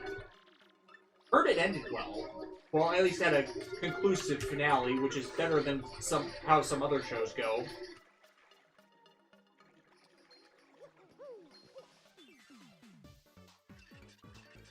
I think by the time we make it to the castle, that would be a great stopping point. How far away is the castle? I'm about to get the second keystone, stone key that we need, and once we do that, we'll have our way to the castle. Oh. That's only, like, 2 hours of a stream, as in stop for, like, getting food or whatnot? Never mind then. Yeah, we will do shorter streams in the future. It's just, like, for this weekend, I want to, like, do a bit longer. What do you think of Lucario Pokemon movie? I remember you talked about it on a bit with someone else's video. Yeah, that was one of the Casual Chats streams, and the Lucario in that one was a dick, but it's at least a character story. And yes, we know that Ash has finally gotten a Lucario in the current Pokemon series.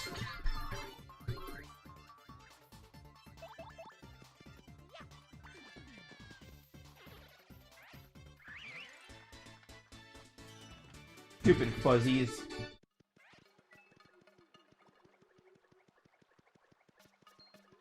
Feelings about the Digimon Adventure 2020 reboots. Frustration, Thy Name is TV series. Like, it's all over the place. It's like, you get Omnimon in, like, the first few episodes out of nowhere, and then it takes like 10 episodes past the debut of War Greymon to get Metal Garurumon, but not even getting into like the other stuff. Which, hey, you want to do less serialized storytelling and just have some fun adventures with all that Digimon can do in a digital world setting? Fine, but you didn't need to do that by doing a reboot. You could have just like gotten some original cast and characters in there with some starring Digimon that weren't spotlighted before. That's how it worked with a lot of the other series. You didn't need to do full reboot after a fucking terrible movie.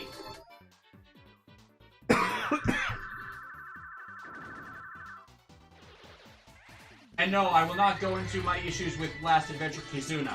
That should be pretty obvious.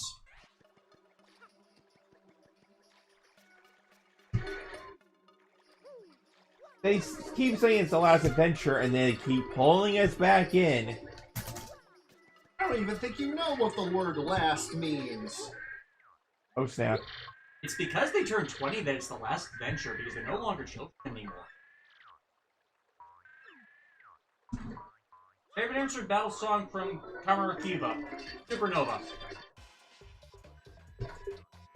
These are like models, are you gonna get the Millennium Puzzle that's coming out? Already on pre-order. And yes, I will try and stream myself building it, but I probably will get it like a month or two past when the direct market importers are getting it, so they'll likely already be solved by people to do guides of it online. And don't worry, we'll make sure he doesn't get possessed by Season 0 Atem. Atem. Yeah, not Atem, it's Atem.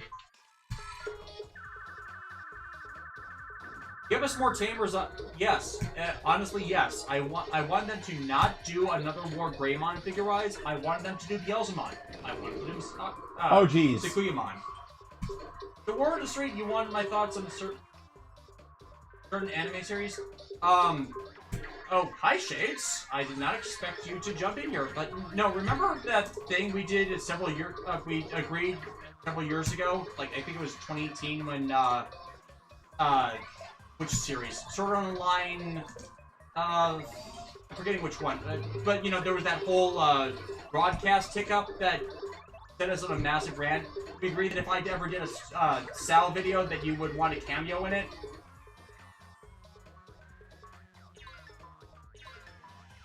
Like, if you don't remember us discussing that, that's fine.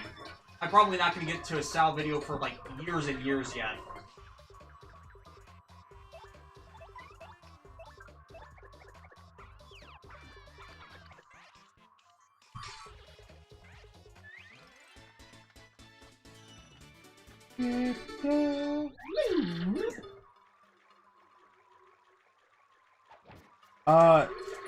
I hate to do this, but I need to use the bathroom real quick. Is that alright? Yeah.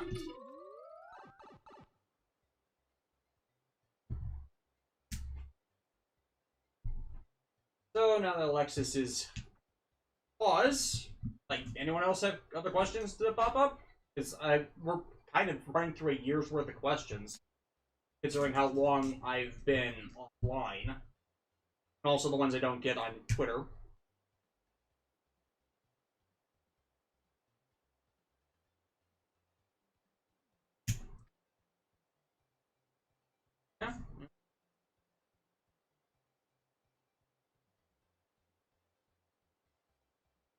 Now you remember. Okay, yeah, you're not hard people to find, and like, me not coming in to riff on the streams with you guys is more one. I'm not that good on ripping things off the cuff. It's like sometimes they come to me, sometimes they don't. John and Alexis hear me be jokey a lot more frequently than I end up in my videos, simply because I need to think of a joke. And two, like, I work weekends, so it's always inconsistent timing.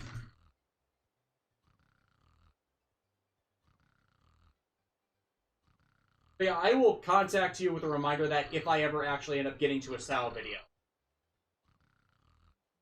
And thanks again for offering to do that, man.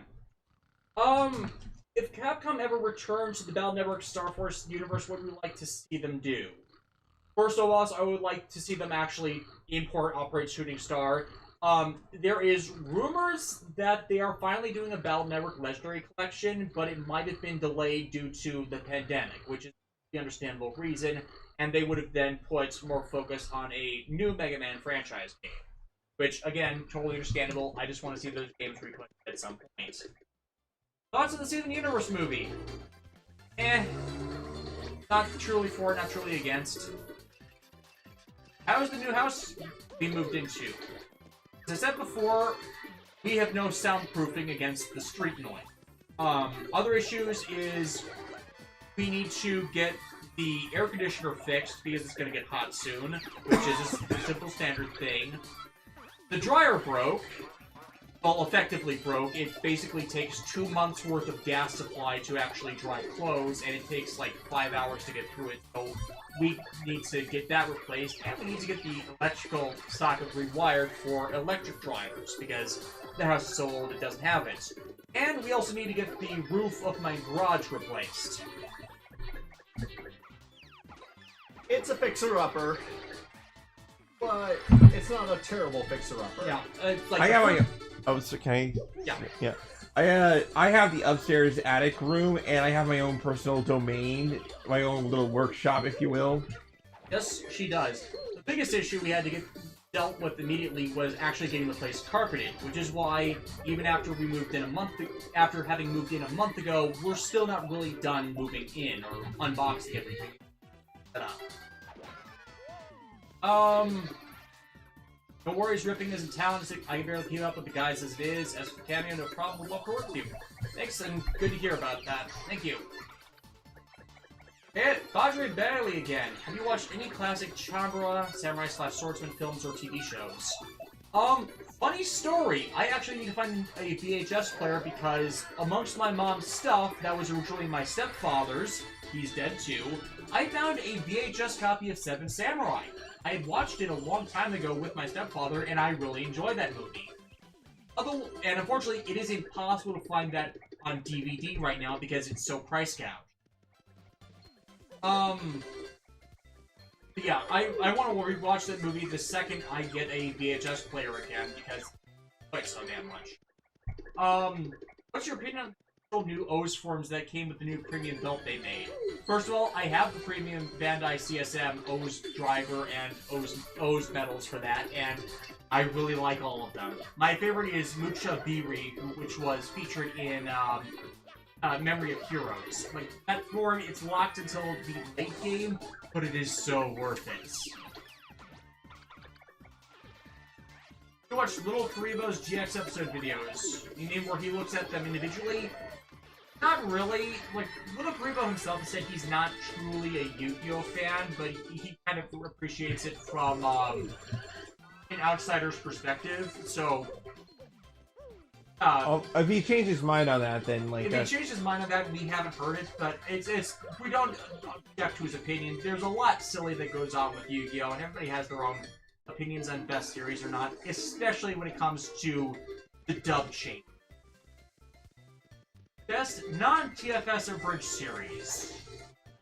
We don't watch many abridged series, but there's always like some joke that makes its way to the popular consciousness from abridged series. Like, Code Geass in the soup store. Well, okay, first off, Davis, why were you trying to buy clothes in the soup store? I wasn't trying to buy clothes. Yes, you were. I wasn't at the soup store. Yes, you were. I was not at the store named Soup. I have seen the SAO abridged series, and I definitely agree with the popular consensus. It's better than Sword Art Online abridged because Sal abridged is better than Sal. Sal. Yeah.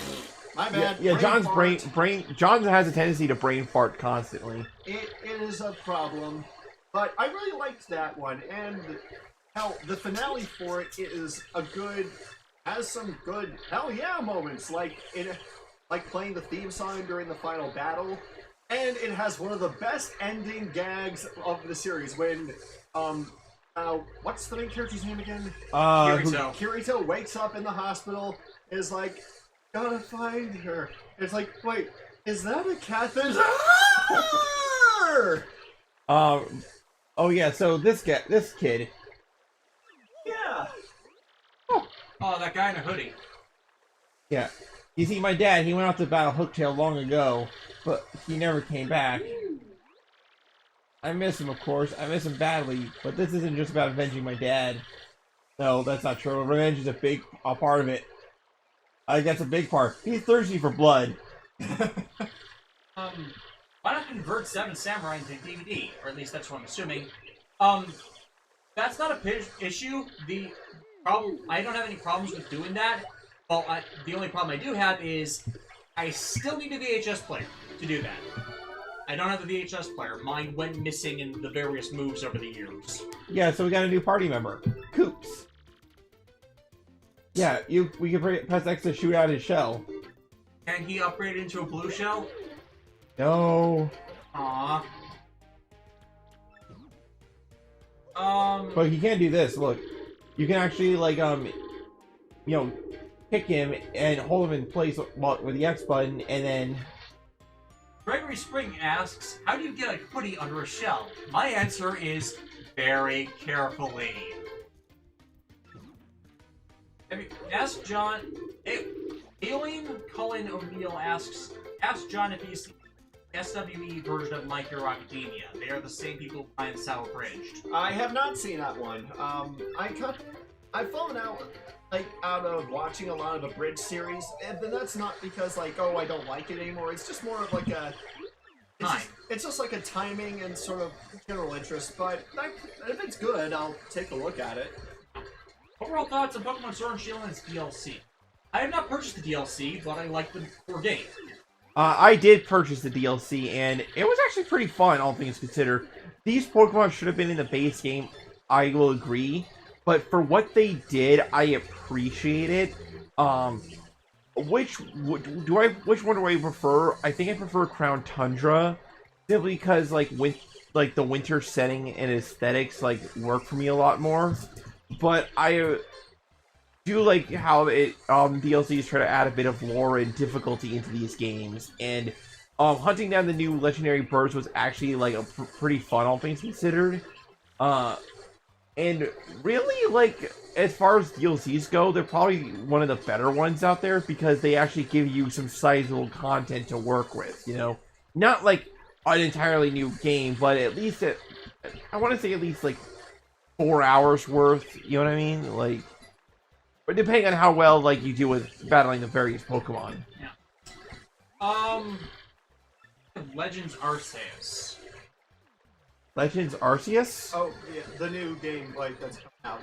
Oh, that one. I'm very curious on that. I'm still gonna pick it. I'm gonna pick that one up as well. It's I'm not a huge fan of the Sinnoh region, so I'm not pre-ordering the game for a while yet. We might end up getting it together, but that's a big might. I definitely want to pick out the new Sinnoh remakes, though, however they may be, because, little story time. When I was but a wee little Lexi, I thought the third generation of Pokemon games, Ruby and Sapphire and Emerald, were the only Pokemon games out there, right? Or, they weren't going to make any more. And then I see the commercial for Pearl and Diamond with, the collectible styluses, and I'm like, you mean to tell me there's another Pokemon game coming out? I have to get this. I got those styluses myself, too. It's the one for Diamond. Yeah, and I was so excited when I worked my butt off to earn myself a Nintendo DS by getting good grades and all that stuff. And, man, Sinnoh, it's that region where I know it's not my favorite, but there's a lot of things I remember about it. Encountering Rotom for the first time, and Giratina, and oh my god, Cynthia is the queen. She is the best champion in the Pokemon series. I will hear no arguments, simply because of her team composition being so diverse, and there's not an easy spam to win. Ironically, I did not have problems with her Garchomp of all things. I know a lot of people did. I think it's because you're not expecting the Garchomp, you know what I mean? Well, and my main issues with Sinnoh are more regional layout and Pokemon spread, because the old issue of you can only choose 2 fire types, your starter or a Rapidash. Unless you somehow find the Magmar. Which you can't. Combos, what would happen if you ended up putting the super metals in their respective core combos? The Super Takatora Basa is a locked combo, so you really couldn't get that to work. It's the same thing as Puto Tira, in that it's a locked combo because the undersuit is a different color and not black. Like, at least I think that's the logic for how they rate locked combos. Favorite Lycanroc form? Oh, you're talking about the dog werewolf guy? Dawn, Dusk, and Twilight form. Yeah. Twilight form, obviously. Best Char or Char clone? Ooh, that's a good question, right? That's definitely going to be very subjective, but I'm kind of a fan of Screaming into the Dark! Raul the Crusade, for those who didn't get the reference. Simply because he is actually omnicidal, and he goes all in on being omnicidal, while still seeming like he is a reasonable person. Kind of reflects the complexities of characters in the Seed series. I'm also a fan of, Zex Marquise, aka Milliardo Peacecraft. I think people don't get a lot of elements of Wing for the main reason of some of the story is left as a prequel manga that people didn't get because the manga is so old it was actually released in America in left to right format instead of the proper right to left format, so they missed out on some kind of important details of the series. For Zax, I like him because he's all in on pursuing his own goals his own way, and he has a good, complicated relationship with Trace Kushranada, and he actually, like, he goes the full Lelouch v. Britannia route of sacrificing everything to create a better world by his entire conflict with his role in the White Fang being he is going to create a conflict that is so terrible for the populace that they lose the taste for playing war. So, ladies and gentlemen, we're about to storm a castle. Hey! Got any writer power set? What would it be Oh, and why? by the way, I didn't really answer, like, the Char clone question. I'm sorry. Yeah, you kind of, like... Yeah, sorry. I didn't give you a chance. My fault. Yeah, because I'm the one playing the game. So, as far as Char clones, that's a really tough call, because I would say, like, for the most part, most Char clones bring something different to the table. But I'm definitely gonna have to go with what David said on Raul Crusade as far as, like, the one that was so close to obtaining his goal, because no, he was so good. Like, the thing about Raul Crusade is that no matter who wins in the, whether it be Zaft or Orb or whatever, as long as everybody is fighting each other and starts wiping each other out, he wins. You know what? Like, you kind of have to love a villain where no matter what the heroes do, they win. It's just how well do they win? You know what? Does it make any sense? Yeah. So sorry about that. If anything, where I parse it, what would it be and why? I lean towards Decade. Like, I'm a huge dork for multiple form change gimmicks and those kinds of power sets where you can use the powers of other people in forms. And Decade, I think, does it the best because he has to, at the very least, defend properly, and he then gets an echo of their powers perfectly instead of, trying to fake it or stealing it from someone else. He has to properly earn it and not just rewrite everything around him so that he gets it and people think he's a good guy because of it. Do you recommend JoJo to someone who doesn't watch a lot of anime? Yes, I can answer that question. So, with JoJo, this is going to sound ridiculous, but if you want to get into JoJo, start at part 1. It's pretty basic in terms of storytelling, and it's just Araki, feeling himself out in terms of what he wants to do with the world and setting, but it establishes a foundation that carries through the rest of the parts in one way or the other. And JoJo's is a very generational story, so you can't exactly hop and skip and jump around the place. Some franchises you can do that, like with Gundam, for example. JoJo's, I feel like the most enjoyment you can get is by starting at the beginning and then watching as like the series evolves and gets progressively better. You know what I mean? But as far as like anime watching goes, if you've never really watched anime before, it is like so ridiculous. Like, I highly recommend it, is what I'm trying to get at. Pokemon you wish could get a Mega Evolution? Honestly, I don't have any, Pokemon left that I think need... okay, there are certainly no Evolution Line ones that probably deserve to get a Mega Evolution, but none that pop up off the top of my head that are absolutely requiring of it. Speaking of Wings, thoughts on Frozen Teardrop? If I never hear a thing about Frozen Teardrop again, I will be thankful. That's just... Thank you for ruining a bunch of the merits of Wing with that. No. Second, which Gundam Wings design is better, TV or Endless Waltz? Ooh, like, I'm gonna say, like... It's up... what's the phrase? It matters what item it is. Like, Wing Zero Custom, that thing is, like, glorious. You can't... especially if you love Proto Zero, which is what the original Wing Zero design has been retconned to be, thanks to Glory of the Losers. You can't beat the Angel Wing Zero. Deathside Hell, aside from losing some functionality for its stealth system, I think the Endless Waltz design is better. Polygeus 3 is amazing. Yeah, technically, that's one of the few that didn't get really truly revised. I prefer Ultron TV show version versus Endless Waltz version, but thankfully, Gundam Wing Glory of the Losers, the manga retelling, has fixed that, and there are now Master Grade upgrade kits that include new parts that give the Ultron the Dragon Tail back. So yeah, it's like, once you get the upgrade packs to fix some of the Endless Waltz design's absences, like the Deathside Hell custom losing the shield grappler, which was my only big issue with the original, with the Deathside Hell custom version over the original. Like, once you fix some of those issues, the Endless Waltz designs end up popping. Oh, thank you, Kama CJ. He did this $5 super chat. Oh, you have that? Yeah, it's default for anyone who has YouTube monetization possible. Oh, thank you, dude. Is there an anime that you think gets worse with more seasons?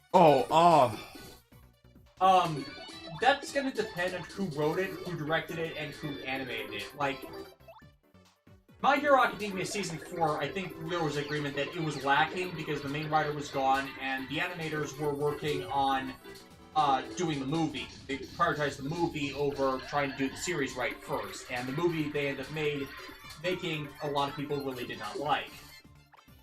A Certain Magical Index Season 3. Oh yeah, that one got screwed over for two reasons. One, they condensed like 10 light novels into a 26-episode series when they'd previously been doing 6 novels per season. And two, it was written by the guy who fucked up Gundam Seed Destiny and the latter half of Code Geass. Like, Alexis and I have differing opinions on the merits of Code Geass R2, but we agree that there's something wrong with that side season.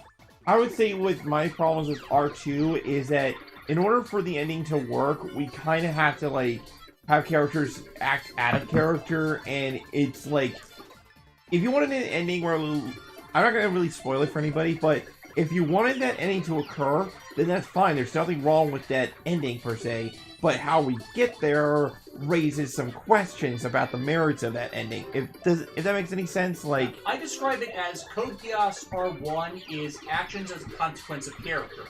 A, going to B results in C that leads to D, and so on and so forth. With Code Geass R2, they're trying to get to Z from a pre-planned path. Wait, Mitsuko Fukada was part of the Index series? No, that Mitsuko Fukada was the Ghost and Kamara Ghost and Saber's writer, who was oh, wait, that's a joke, isn't it? Yeah, Power Saber has some allusions to Certain Magical Index, unusually, but I don't think... No, they were not related to that. No.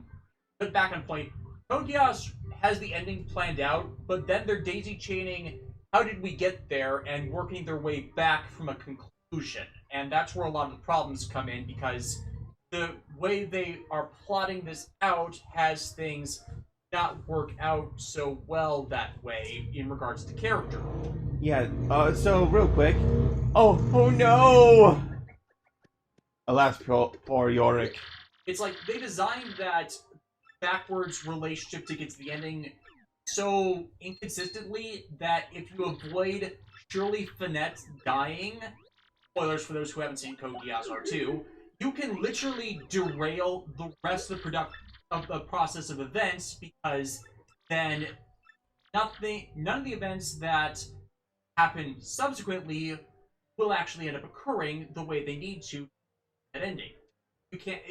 That's only happens with shows that have their ending written first. Yeah, so real quick, the dreaded Hooktail cannot tolerate creatures that begin with crit and end with icket. It does Sure. not. It does not like crickets. Sure. Sure. Listen, Jiminy Cricket, I will. Favorite mid-season upgrade Gundam? Oh, are you talking about before the season 2 stuff happens? Mid-season upgrade. Well, season 2 is usually how they later split a full. So mid-season upgrade would be stuff like the God Gundam, the Freedom Gundam, the Strike Freedom, the Zeta. Question. Can I just say like a moment that's burned in my mind ever since we watched Gundam 00 Davis? When Setsuna and like all hope is lost, it seems like the bad guys are gonna win. They're gonna finally find the secret that what was the founder of Aelia Shenberg? Yeah, Shenberg's secret, and then Trans Am. Oh yeah, Trans Am came out of nowhere. That is like that. It comes out of nowhere, but it comes out of nowhere for the best of reasons, and it freaking owns. Like the way like Setsuna just like nope out of there and just starts wailing on everybody. Yeah, which is kind of the exception to the rule. Well, there is actually my favorite Gundam is a mid-season upgrade Gundam, so I can't actually answer that question the way you want me to. But honestly, past that, I adore the Strike Gundam, so Starbuild Strike would probably be a close second. Are you still going to review any of the counter seasons? I have said, I don't know what you're doing anymore for 3 years. Stop asking. I can't believe I keep having to say that annually. I hate having to say that annually. I know people are frustrated that I keep putting that statement in videos, but this is why I keep having to make it. Davis, at this point, it's like, when are you going to complete the All-Stars pack?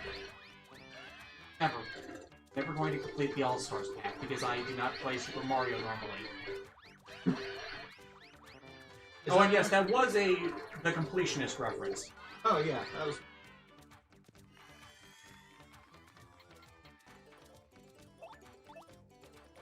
By D review, we actually answered our thoughts on Zenkaiger.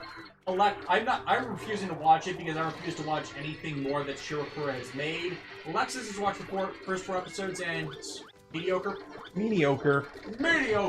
Basically, like, I have issues with it. Specifically, like, I hate to be that kind of nerd, but there are certain things where, like, once I start noticing logical inconsistencies with something, I can't truly fully enjoy it.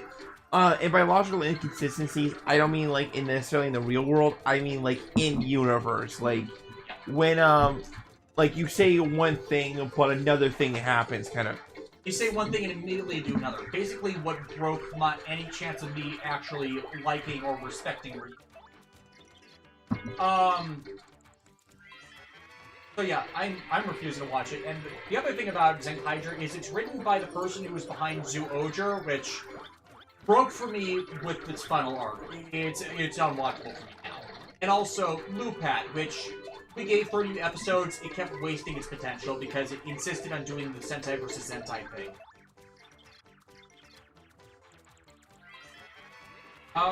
Did you watch the Sonic movie? Yes, and we really enjoyed it. Jim Carrey steals the show, as Jim Carrey should. He held up the show with a gun and took it away. I still gotta get the Blu-ray for that. Jim. For those who heard that, that was my text messaging system for my phone going off. This is A to Z because it's 6.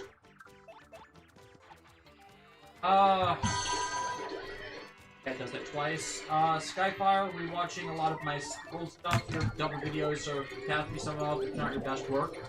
Well, I'm hoping some of the videos I'm doing this year will rival it because I put a lot of time and effort into one thing. But yeah, I consider the double reviews my best work as well. I put a lot of myself into those, and I hate that I cannot get them back up. I've tried so many times to get that one in specific back up, and nothing. Hell, I've tried it so many times, I've actually corrected several of the files, so I can't fix it.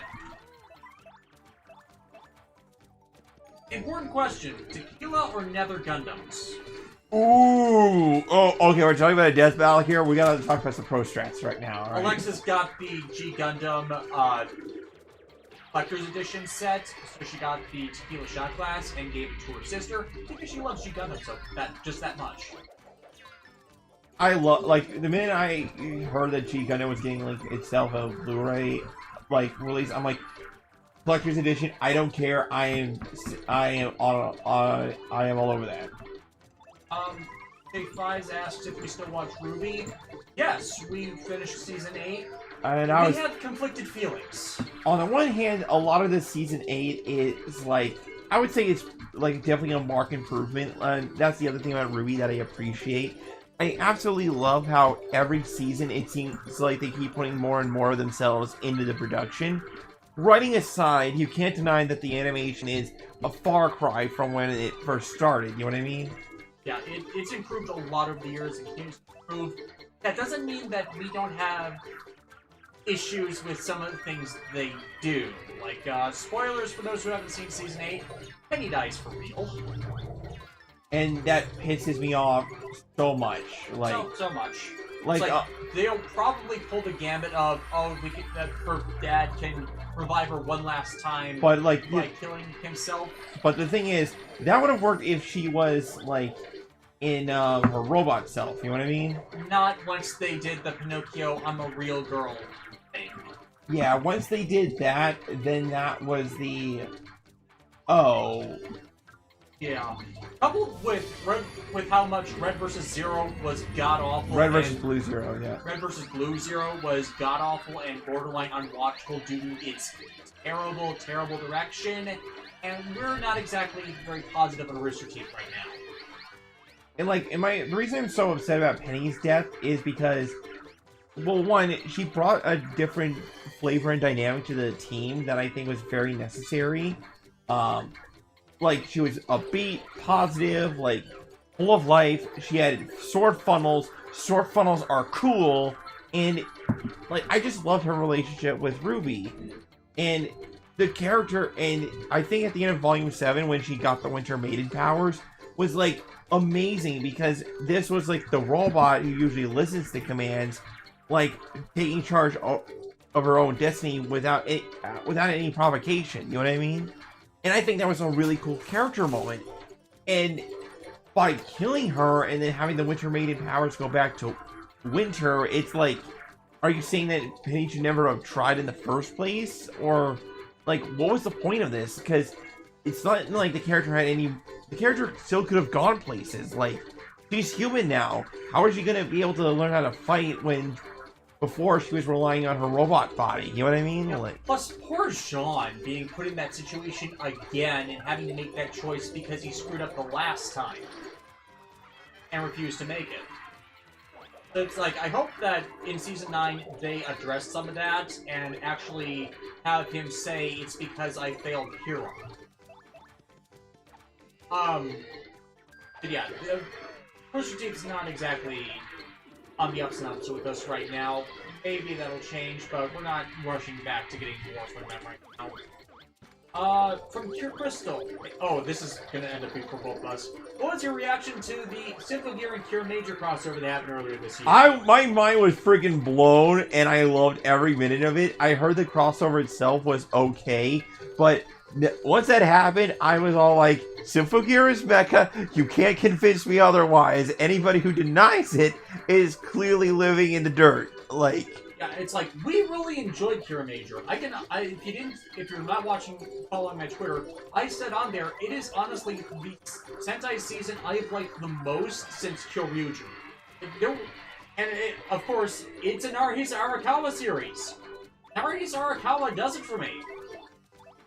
Especially with all the problems they had getting around the pandemic mess, considering they started right as they started that show right as the pandemic was starting, and they had to deal with all sorts of production constraints with that, and yet they still made a pretty damn successful show. Well, successful for Sentai. Successful in that there was positive audience reception to it. I can't actually name anybody who actively disliked Kira Major, though there probably are some out there. Mark Morales comments he sees that Penny's death as equivalent to Ace's death in One Piece. You saved him from the scheduled execution, but you couldn't save him. Now, okay, in fairness to, I disagree with that statement, but I can see where that person's coming from. With Ace, it was like... Actually, actually, now that I think about it, one could draw parallels between Ace's character and Penny's character, because with Ace, he was like a super awesome person that we only barely saw a little bit in Alabasta, but when he showed up, it was like, dude, this guy is awesome. Luffy's brother is, like, legit. There was apparently a light novel side story where he had a thing with the Marine captain. Yeah, so, and then with Penny, she died, and we were all assuming that was it, right?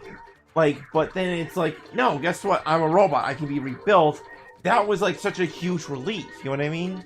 So, but I think with Ace's death, it felt like Luffy was literally fighting against the world itself, you know what I mean? Like, how could he possibly ever hope to, like, get close enough to save him, you know what I mean? Yeah, speaking of, we're stalled after Fishman Island on our One Piece watch through because we want to wait until all of Dressrosa is dubbed before getting back to it, because Punk Hazard through Dressrosa is a very long story arc, and it's best to get it, all together. And I think we'll be able to continue in, another year with Funimation's current dubbing rate, despite them, stalling it back for 3 years. Yeah, Mark Morales, what I was trying to cut in with was they added the addendum that it's intended as a shame and a tragedy in itself, which, yeah, I can see that angle. Did we watch Invincible? No, we've not gotten to that. Really? Sorry this battle took so long, folks, is that this guy can be kind of annoying. Favorite opening or anything that Nana Mizuki has done in your opinion? Oh! That's a tough one. Oh, jeez. Asking what your favorite Nana Mizuki song is, it's like... It's like you got Nanoha, you've got Cross Age, you've got Wild Eyes from Rosario Vampire, you've got ones she hasn't done the voice work for that she did an opening for nonetheless. I kind of lean towards Forbidden Resistance.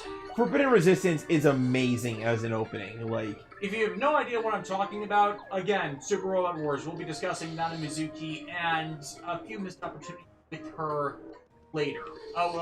For people who've only played, Persona 5, again, she voices On in that series in the Japanese dub. Speaking of which, for our playthrough of Persona 5 Royal, we are exclusively using the Japanese audio, simply because it's more hilarious to us that way. For those who don't know the in-joke, Joker is voiced by the same Japanese voice actor who voices Lelouch from Kokias. Jonathan Johnson asks if we've seen Yu-Gi-Oh! 7. I have no opinions on it, but if somebody's enjoying it, then sure, cool. What is your opinion about Rush Duel format? We're not playing it. We're not bothering with that. We hate it. We're just happy to mostly be free of the Link Monster stuff from normal duel, aside from it crushing pendulums. Invoke, Meteor, Ignited, Zips, or Vestige? Are you talking about Gundam Seed openings? Those are the TM Revolution Gundam Seed openings. And you cannot make me choose. Okay, Invoke is timeless. Meteor has its perfect moments. Zips is the perfect theme for the Astray series.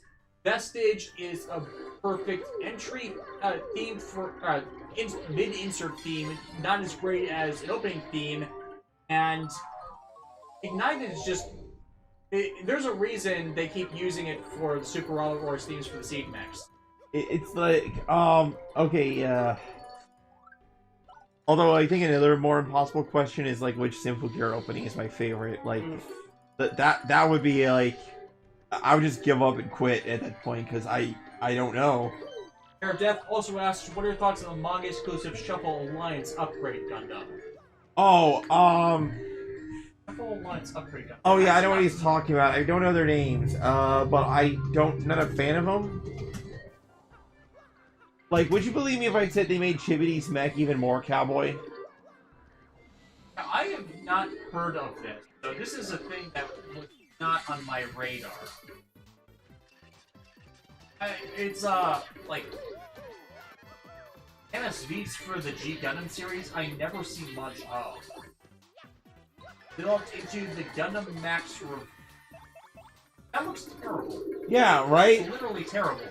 It's like the Maxer Gundam, it's a Chad robot. It's a surfing, boxing, revolver shooting America, and then then there's this revolver thing. Like, what?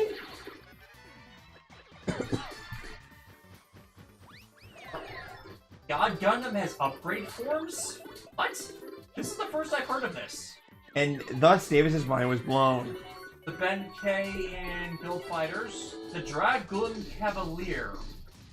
Huh. God Gundam Kiwami actually does not look that bad, but... Oh, it's from the Build Fighters Hono, that's one. Gundam God Master is just a black and curly arm. No, that's not doing it. I know Noble Gundam got an upgrade. That one I think we saw. It's basically Super Sailor Moon. Yeah. Which is completely fine. Gundam for Sai.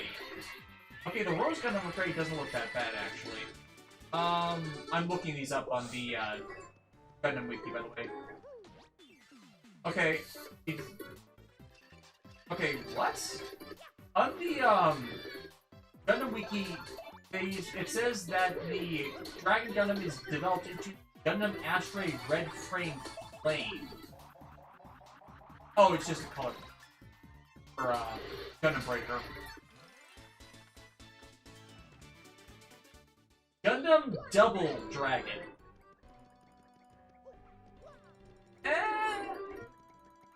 Probably for Double Dragon fans. And Bolt Gundam Bolt Crash. Yeah, I see why these were left for the Gundam MSVs and side story. Those aren't good. Oh, Davis, look. Yeah. Another box. Oh no! What are we getting cursed with this time? What? There's no curses here. We're just legendary heroes on a quest. What's the catch? There is no catch. What? No, I am but humble box. I am but humble box. Just free me from my confines, you filthy human. Also Super Robot Wars Z. I wish it was imported. I That's all wish... I'm going to say on this matter. You can... Okay, I'll say one other thing. For Code Geass fans, you can save Shirley in that game from dying and completely derail the Zero Requiem plan to execute Z's true ending scenario. Oh, and that's the game where I think Colin learned how to become a better pilot by fighting the main mechs from Votons, yeah. Yeah, and I think that is the most awesome idea that I need to see fan art of, because I want to see the Nightmare Frames go up against Scope Dogs. Also, there is an entire chapter where it's Hiro Yui versus Lelouch. And there's a reason why the Wing Zero Rebellion colors became a thing. What's your thoughts on Milgramon and Wordrumon upgrades as concepts? I like most of them. Guys? Oh boy. I think Soul Eater and Rosario Vampire need a remake considering the endings for both are terrible. My understanding is anime series endings were both made like that because the manga for both were not done.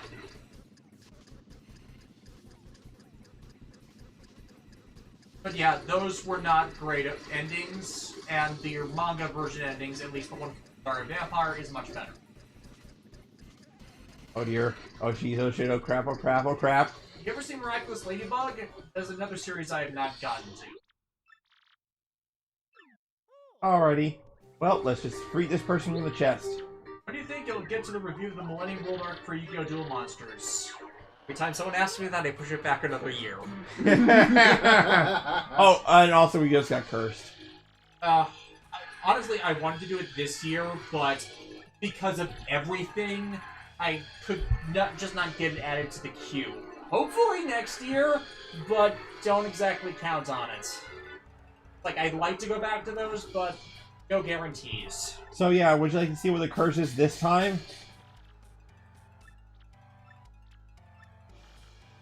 The curse makes you paper when you Yeah. press an old R. Oh yeah, this is the part where it allows you to go along the walls as a flat piece of paper. Yeah. He's Flat Stanley! I was gonna say Stephen King.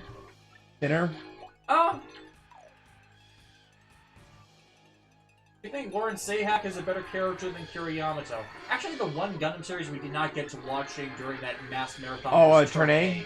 Yeah, we need to watch Turn A. Yeah, we're gonna pass on that for the moment because I am one of those people who does not get the hate for Kira Yamato. Yeah. Again, I had no... By the way, can I speak on this since I was objective? Like, the thing is, I kept hearing for years about how bad Kira Yamato was as a protagonist, like how he was literally Jesus. And I'm like, I always thought that those claims were a bit exaggerated for some reason. Something about them made me feel like I wasn't getting the full story. And after watching Seed, I learned that not only was Kira not Jesus, because a lot of his feats are no less ridiculous than other stuff in Gundam, in past Gundam series, but also, like, he's just a boy that was, like, trying to chill out on the what was it? Heliopolis, just minding his own business, and then suddenly war came to his doorstep, and he literally never asked for this. Like, the whole point of the show is him going from not so much naivete per se, but growing from like a bystander to a man who's like, I have the ability to stop conflict, and I will lay waste to not like kill per se, but what I'm getting at is the hate for Kira Yamato is so overblown, it's ridiculous, and it feels like it's disingenuous to, like, it feels... It's more trying... It's an echo chamber of bashing, essentially. Like, now, if you're talking about See Destiny, that might be a different story since I haven't seen Destiny. We don't have copies of Destiny right. in the house. But as far as Seed itself, like, okay... The most ridiculous feat I hear get brought up in regards to Kira Yamato is when he escapes the Justice Gundam's explosion. Aegis Gundam. Oh, Aegis Gundam's explosion. And that's answered in the remaster, in that he jumped out last minute and he got hit by an explosion which harmed him pretty badly. The remaster fixes a few of those kinds of things. But, like, the thing is what Kira Yamato did in surviving that explosion no less ridiculous than Hiro Yui self-destructing the Wing Gundam, falling like several stories, hitting the ground, and then living, or the Axis shock from Char's counterattack, or like Char living at the end after the end of Gundam Zeta, like not just about Universal Century, but if you're going to talk about ridiculous protagonist feats, welcome to Gundam. Gundam protagonists do ridiculous things all the time, and I think we can all agree on that. Like, yeah, a lot of the issues with the Seed relationship is it was released in America at a time where a lot of the other Gundam series had not gotten out, so people didn't really see us scaling. And the other part is that Seed was designed partially as a clean reboot of Universal Century, like, modernization style reboots, where it is intended to zig at every point where the problems of Universal Century zag. Some people are on board that, others are not. If you're not, that's completely fine, but there's no reason to, like, go crazy with saying you hate it when it's not that deserving of it, and is responsible for a lot of good modern storytelling elements that continue with Sunrise and other series to this day. Age of Strike Battle is actually answering the Astray manga stated by Red Frame's pilot. There's an extended scene in the remaster that kind of answered that more clearly without requiring supplementary material, as supplementary material should not be required for you to understand the story content in a main series. But at the end of the day, like, Kira surviving an explosion, even if it seemed like it was more point blank, like, that I've seen more ridiculous, like... Fear of death, personal theory why people like Kira is because stuff happens in Destiny, because in Destiny you literally take so go. I have an answer to that as well. It's in the Super Robot Wars reviews, and it ties into how badly handled everything in Destiny was, because the original main writer for the Seed series got sick and could not actually write DC Destiny, and the replacement writers were terrible when it relates to story stuff. But the essential point is Shin was not supposed to be the hero of the story, and people did not get that read off of it correctly. Basically, the intended direction for Shin's character was basically the Anakin Skywalker story. Basically, the grand fall from grace. I go more into that in the Super Robot Wars videos, but it's an entire mess that no one really denies. And if your hate for Kira is based on stuff in Destiny, well, again, Destiny was not kind to any of the characters because of the bad writers that were handled it. Do you want 0 punctuation? Not in years.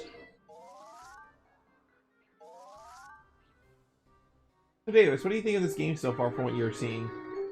It's in a cartoony style that I appreciate. And it's got some pretty interesting puzzles.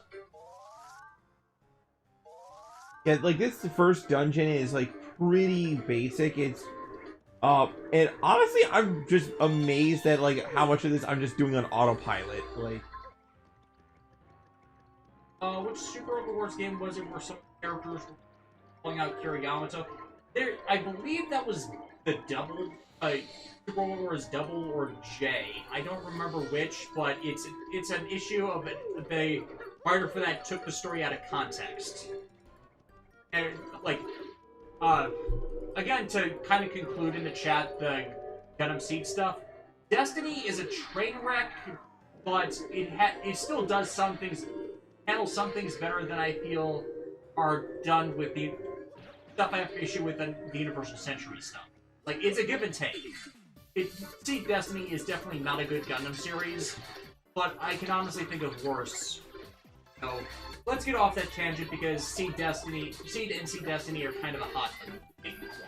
So I will say that if you're not a fan of either of the main Seed anime, try Stargazer and try the Astray manga. People tend to have a more positive opinion of those two pieces of media. the Gundam Astrays are amazing. Like, I am a sucker for the Astray designs. Oh, new character. Who is this? Fink. Who is this handsome piece of cheese?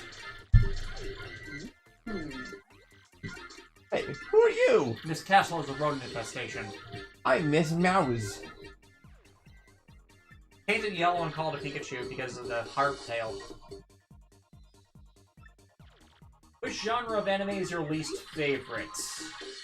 I'm not a huge fan of romantic comedies. Yeah, like slice of life and romantic comedies, essentially will they, won't they romance stuff. It's like, I mean, okay, those elements we found in like a lot of mecha series that I love. Yeah, but it's like I hate it when they tease relationships and then do nothing with it. I guess it's because romantic comedies their plots tend to be the day-to-day sort of thing, and if that is like your thing, that's totally cool. Like, I totally recognize that there's just some genres that I'm not into, but I can at least respect. If you get what I'm saying, right? Yeah. Thoughts on 00 getting a sequel in 2027? Wait, what? I've not heard anything of that. I've heard the signs of possibly reviving a Gundam Seed movie for its anniversary because the script has literally been written for a couple decades, but I've never heard of there's no need to do more 00 content aside from whether you want to adapt some of the manga, which, honestly, if Sunrise wants to do more content with the series, just start adapting the manga series. We've been waiting for a Crossbone Gundam adaptation for forever. Crossbone Gundam in 2555. 355. 350. Man, Loch Ness Monster! Oh, War of the Pocket, best Gundam material of all time? I honestly don't like War of the Pocket. My favorite Universal Century series is 8th MST. Oh, by the way, David, do you mind if I say something that will probably get me, like, stoned? I think Double Zeta is better than Gundam Zeta. There, I said it. If you're not going to review them, can you give your thoughts on GX through Vrains? I've considered doing that as a video just to lock those off once I get around to actually, you know, getting back to doing those Yu-Gi-Oh! Reviews. You know, once they don't end up at the back of the queue that get, skips because I run out of time. Speaking of Gundam, thoughts on the Universal Century overall, excluding the live-action movie that shall not be named. Don't you... When we did the Gundam rewatch, I deliberately left when they were doing Victory because I loathe Victory. I consider Victory, much like Yoshiyuki Tomino does, to be the worst Gundam series ever made. Here's the thing, guys. Me and John over here, we saw Gundam Victory. We did not like Gundam Victory. It is awful. I genuinely hate it. I consider it one of the worst anime I have ever seen in my entire life. And it's so... for people who blame Bandai for messing it up because when they bought Sunrise, the Sunrise deal and buyout happened after Victory was already put in production. And that was not the cause. Tomino has admitted it is him himself that screwed that up. It's like, from what there's like, I forget the person's name, but somebody did like an extensive breakdown on like a book about the making of Turn 8 Gundam and how Tomino was actually dealing with like really bad depression during Victory. So it was like a combination of Tomino's personal life and the whole like Bandai side of things, from what my understanding. Again, with the timing of the buyout, with Victory being well into production and already being a train wreck at that, I don't cite the buyout there because Bandai knows better than to fuck up the creative process of those who make their cash cow properties. It's usually only when they are getting wonky outside of their nonsense that they then intrude and sometimes make it better, sometimes make it worse. But it's not until after that point that they actually do anything, so you can't blame the Bandai deal for it. No, I was saying like it's a combination sort of. Yeah, and I'm saying in addition to that, I don't view that as the real reason, even if it's cited as one. But point is, like, Tomino is not like. I used to have like a lot of like that. Like, thought the man was like the most evil person ever, but like the more I learn about the guy, he's just as complicated as any of us. You know what I mean? Yeah, because another series we watched was Aura Battler Dunbine, and we really liked that. Aura Battler Dunbine is really good. If you guys haven't seen that series, I highly recommend it because people say Dot Hack is the origin of Japanese isekai series. No, that's actually Aura Battler Dunbine.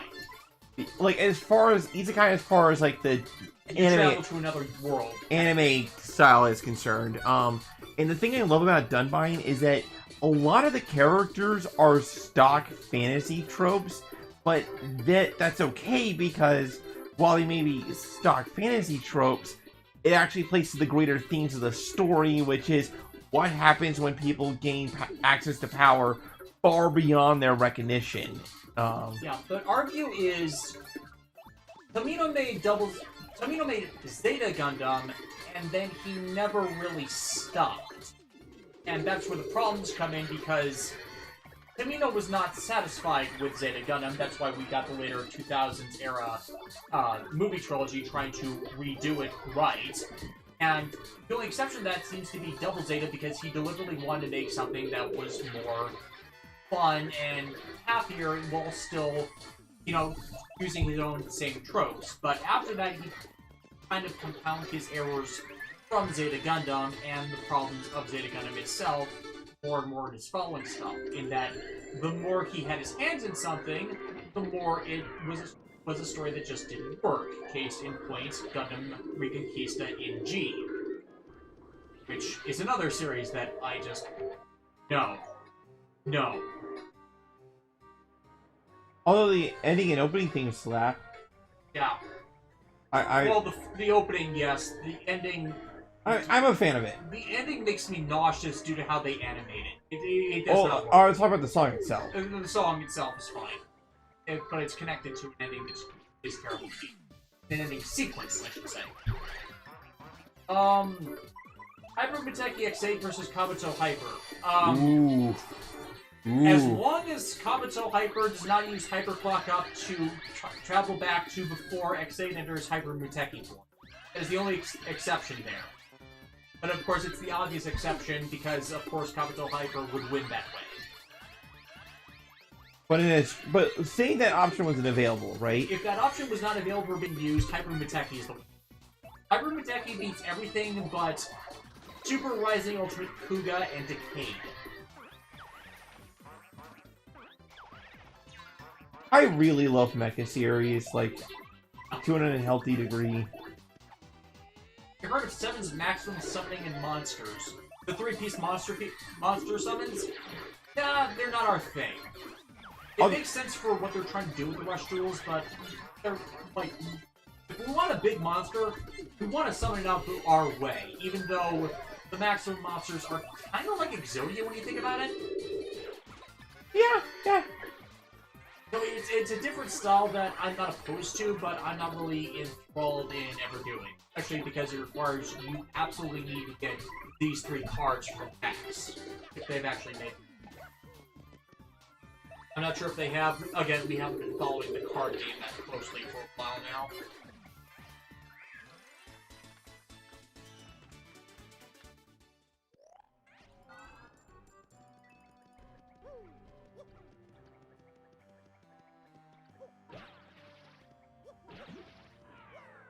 You know what's also a great series? Magic Knight Ray-Earth. Yeah, we also watched Ray-Earth because it's in Super Robot Wars Team. We really enjoyed that one. Like, again... Wendy Lee is one of the voice actors. Richard Hoffman, one of the voice actors. Gaim versus 0-1. Who would win?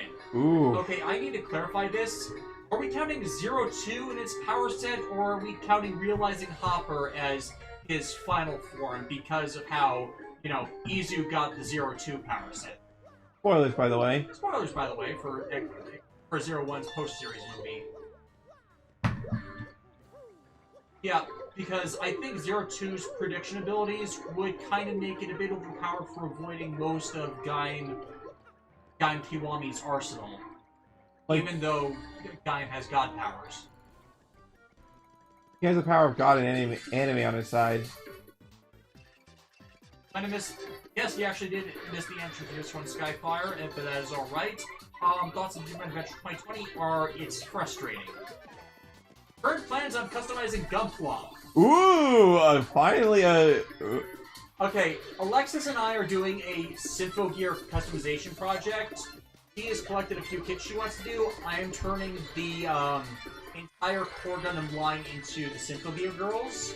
On top of that, I am recoloring a set of Crossbone Gundams into what I'm calling Crossbone Sentai Gokaiger.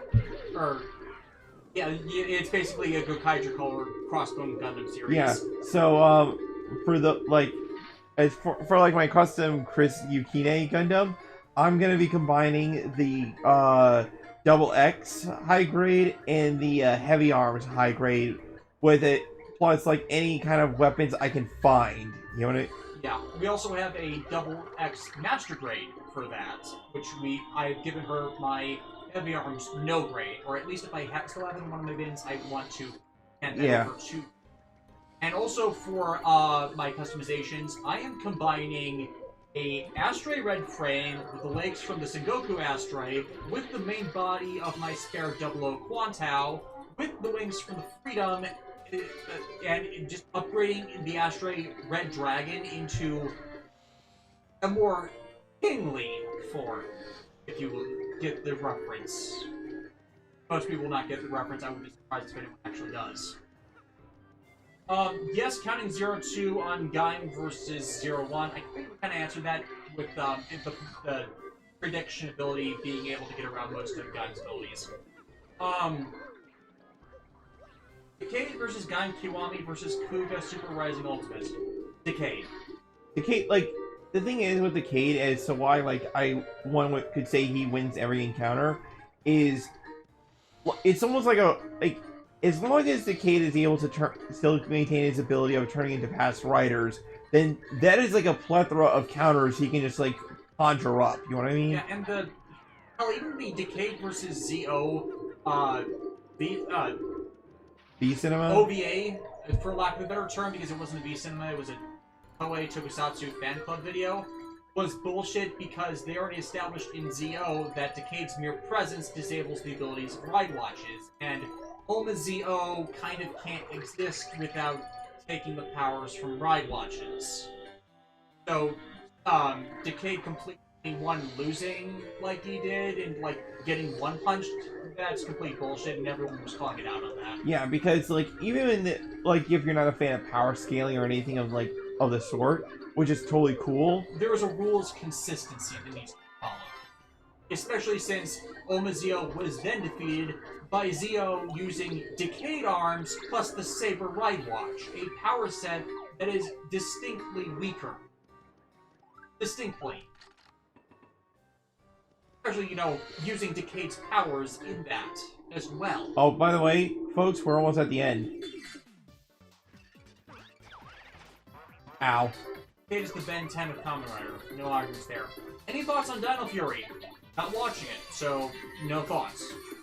Like, it's probably still not good. I've heard it's kind of being stupid again, which, no surprises, it is modern Power Rangers. But it's like, I kind of gave up on Power Rangers after Gnome Keneal left audio direction, and the audio direction for Beast Morphers was still terrible, and Beast Morphers apparently repeated the same freaking sins of the last several years. In that it was playing fast and loose when it needed, with both storytelling and homages to continuity, in that it mainly referenced continuity to fan service and really didn't want to try fixing screw-ups.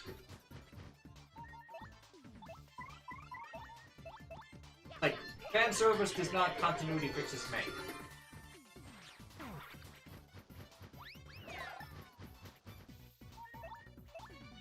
So we're almost out of the castle then? Well, like we're almost to the boss. Considering the timing, we should probably stop after the boss and get food then. Yep. Just so we don't get in too late to actually get... Yep. I hope everybody's been having a good time, like... Yeah, because we are going to be back tomorrow at 3 p.m. in the afternoon. I'll schedule a stream ahead of time for people who see this later. Yeah, like this is like the first time we've really come back after a stream and stuff, and I just want to make sure everybody's having fun. Yeah, and just for a heads up, we won't be able to take questions as freely tomorrow because what we're doing is a tabletop game where we will have to be involved in playing it versus, you know, one person gaming while one person watches the chat. So if you guys have questions for tomorrow, please save them for Friday. By the way, like, how many people are in the chat right now? That's 2,500 viewers. Not bad. No, not bad for how my streams usually work out.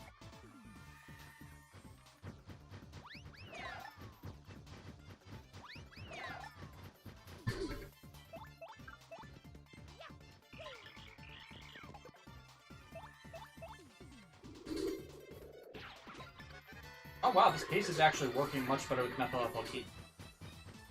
This finally works for once. For those of wondering what I've been doing over on here, I can actually pull that up. Yes, look at the bottom left-hand side of the screen where I have a second camera set up. I have been making plastic putty for I use spare runners for this and mix it with a methyl ethyl ketone solution, which is a compound that dissolves plastics, and once you do that, you get this soupy, syrupy putty that you can use to fuse together different model kit parts to own custom parts, or even fill in holes in existing ones. I am doing this so that I can take the tail from the Imperial Dramon, which I have actually already cut up into little segments, and use it to basically build my own movable tail using parts I got from other modification kits, like the actual kit I got. This specific one I'm holding from is called the No Name Rifle, but it also comes from a future weapon set. They're basically a bunch of pegs you can slot into other high grades that once I put this putty in the holes of these, I can actually then drill a hole that fits these and then repaint it to have a fully movable tail. Oh, by the way, Davis, look at this. This was the GameCube era right here. Look at this perspective. Oh yeah, that's Very nice. Some game designers are just better at getting appearances and So, that. by the way, if you guys didn't catch me doing it, I did get the badge that will let me beat the boss.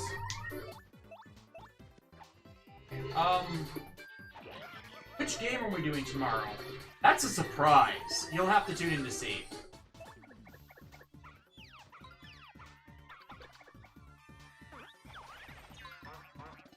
The 3 fan ideas for common arts, one based on dino fossils, one based on birds, and one that is basically Mega Man XC. Yeah, I have to second Terror of Death in his response. The last one is basically Xaid. I even commented on that a long time ago, that a lot of its story engine does seem to play off of similar concepts of how Rockman.exe's later seasons ran. So, like, it's based more around computers, not video games. His forms basically working like respecting your computer for different tasks. Okay, that is a more distinct feature. It kind of reads a bit more like Mega Ranger at that point. Not exactly, but, you know, having specific computer functionality.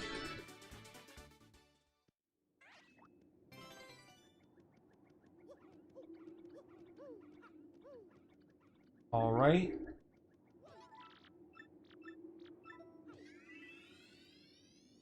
Block numbers? Yep. And once we, yep. Okay, is this boss Bowser? Nope, it's Hooktail. Watch. Just sit back and watch.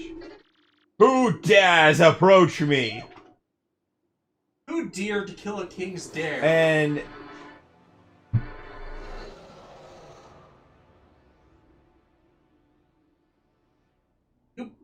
That's a paper for a dragon. Dragon. yep.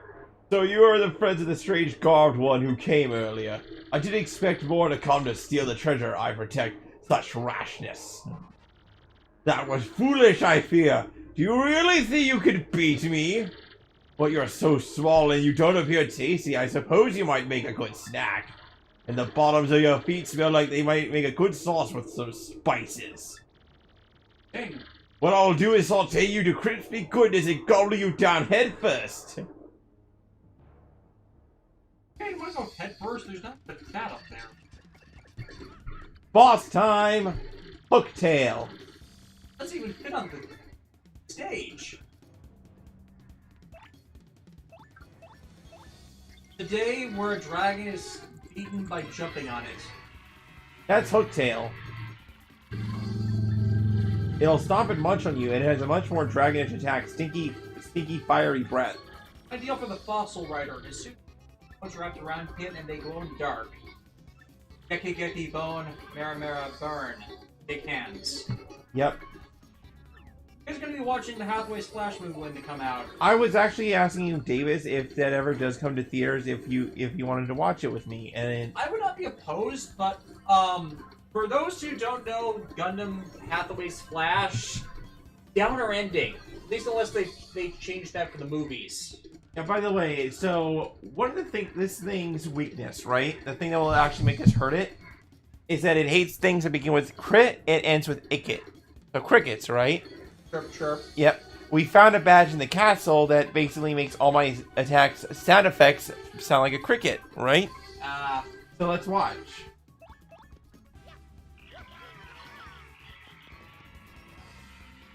That awful sound, it sounds like a cricket. How did you know?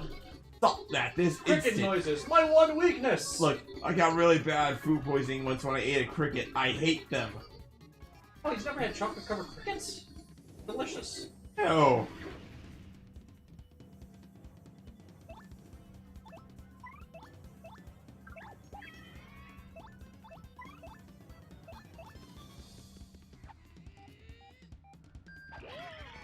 You stubbed his toe!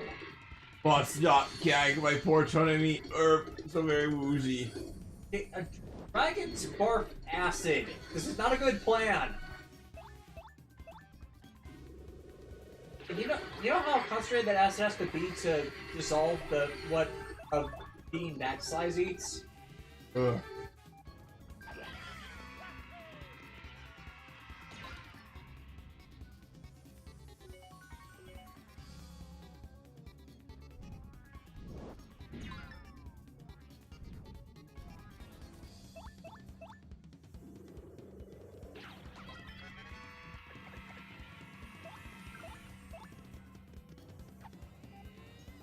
I know Galmon is your favorite, but what do you think of Rise Greymon? I love Rise Greymon. Rise Greymon is awesome. It's Gunboy. Gunboy is good.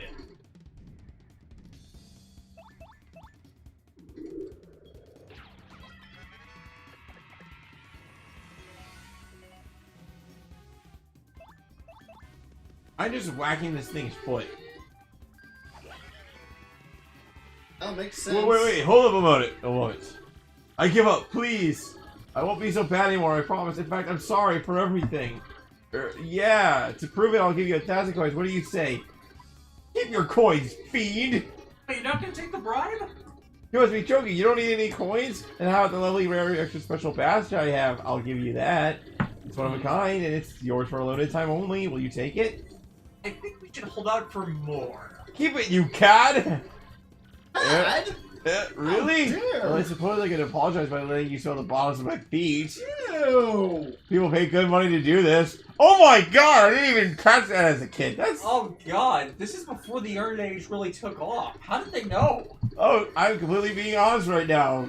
Really? So, care to take a whiff of the rich yet delicate scent of my world-renowned feet?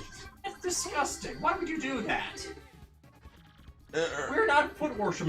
You aren't a very trusting fellow, are you? It's important to be able to trust someone you know. I guess I'd better... Now look what this thing does, John, look. It just ate a member of the audience. It ate members of the audience. That's just not right. They literally broke the fourth wall. Now my strength has returned to me. I've had enough of this. Let's finish this guy off fast, Mario. Attack with the power of Mario, Jumpman Mario. He saved the audience. Unfortunately not. Like, that's scripted. Like, you can't... I think they would, like, go down, and then you would barf them up, because... But basically, if you say yes to any of what Hotel was said, you get eaten.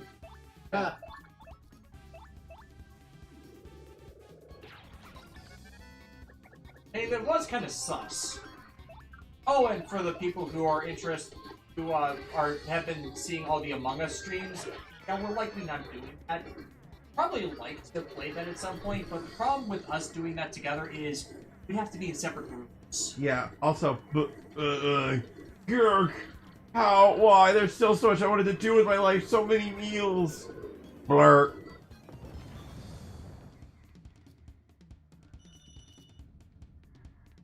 Now it's Hooktail.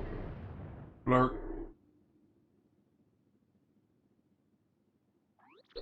Plus, you know, the Among Us doesn't really work with 3. Oh, we actually pulled it off, Mario.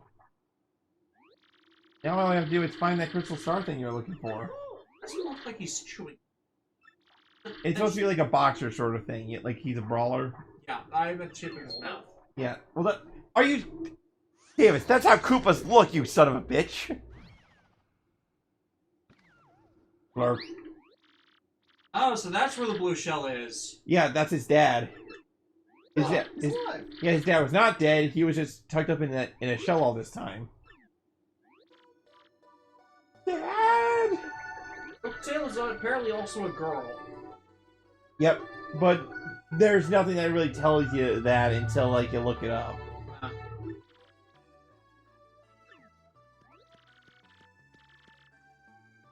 Probably gonna catch hell for this, like for Shine Greymon over War Greymon.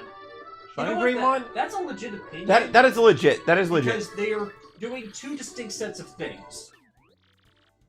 Shine Greymon is pretty cool, so like there's no faulting there. Honestly, but if they were gonna do a figurized figure, like if they were gonna do another Greymon figurized figure, I should clarify. I wish they'd gone to do Shine Greymon first. Yeah, so basically this guy, this Koopa, he was about to defeat Hooktail, and like, yeah, even this Koopa's saying he, so like, you don't learn about them being girls until like much after. Did they make a series with Doraemon as a main, or was it a game? That was Digimon X Evolution, the movie. Now, I reviewed that several years ago. Oh, 10 years! 10 years in a dragon's stomach. How? Koopa shells. I, once again, iterate. How? Koopa shells. That's not an answer! Koopa shells!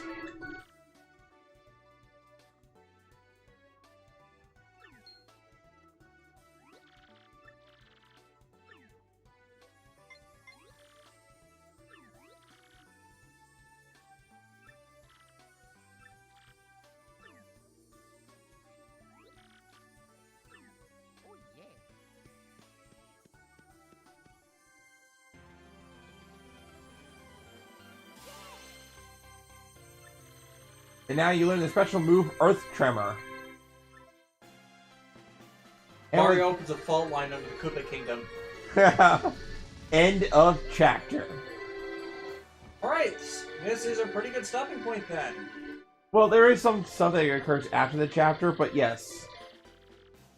Yeah, because it's 7 o'clock. We'll probably go longer tomorrow, but since we're running out, we probably need to get food before places start closing. Yep. So, yep, you can stop this.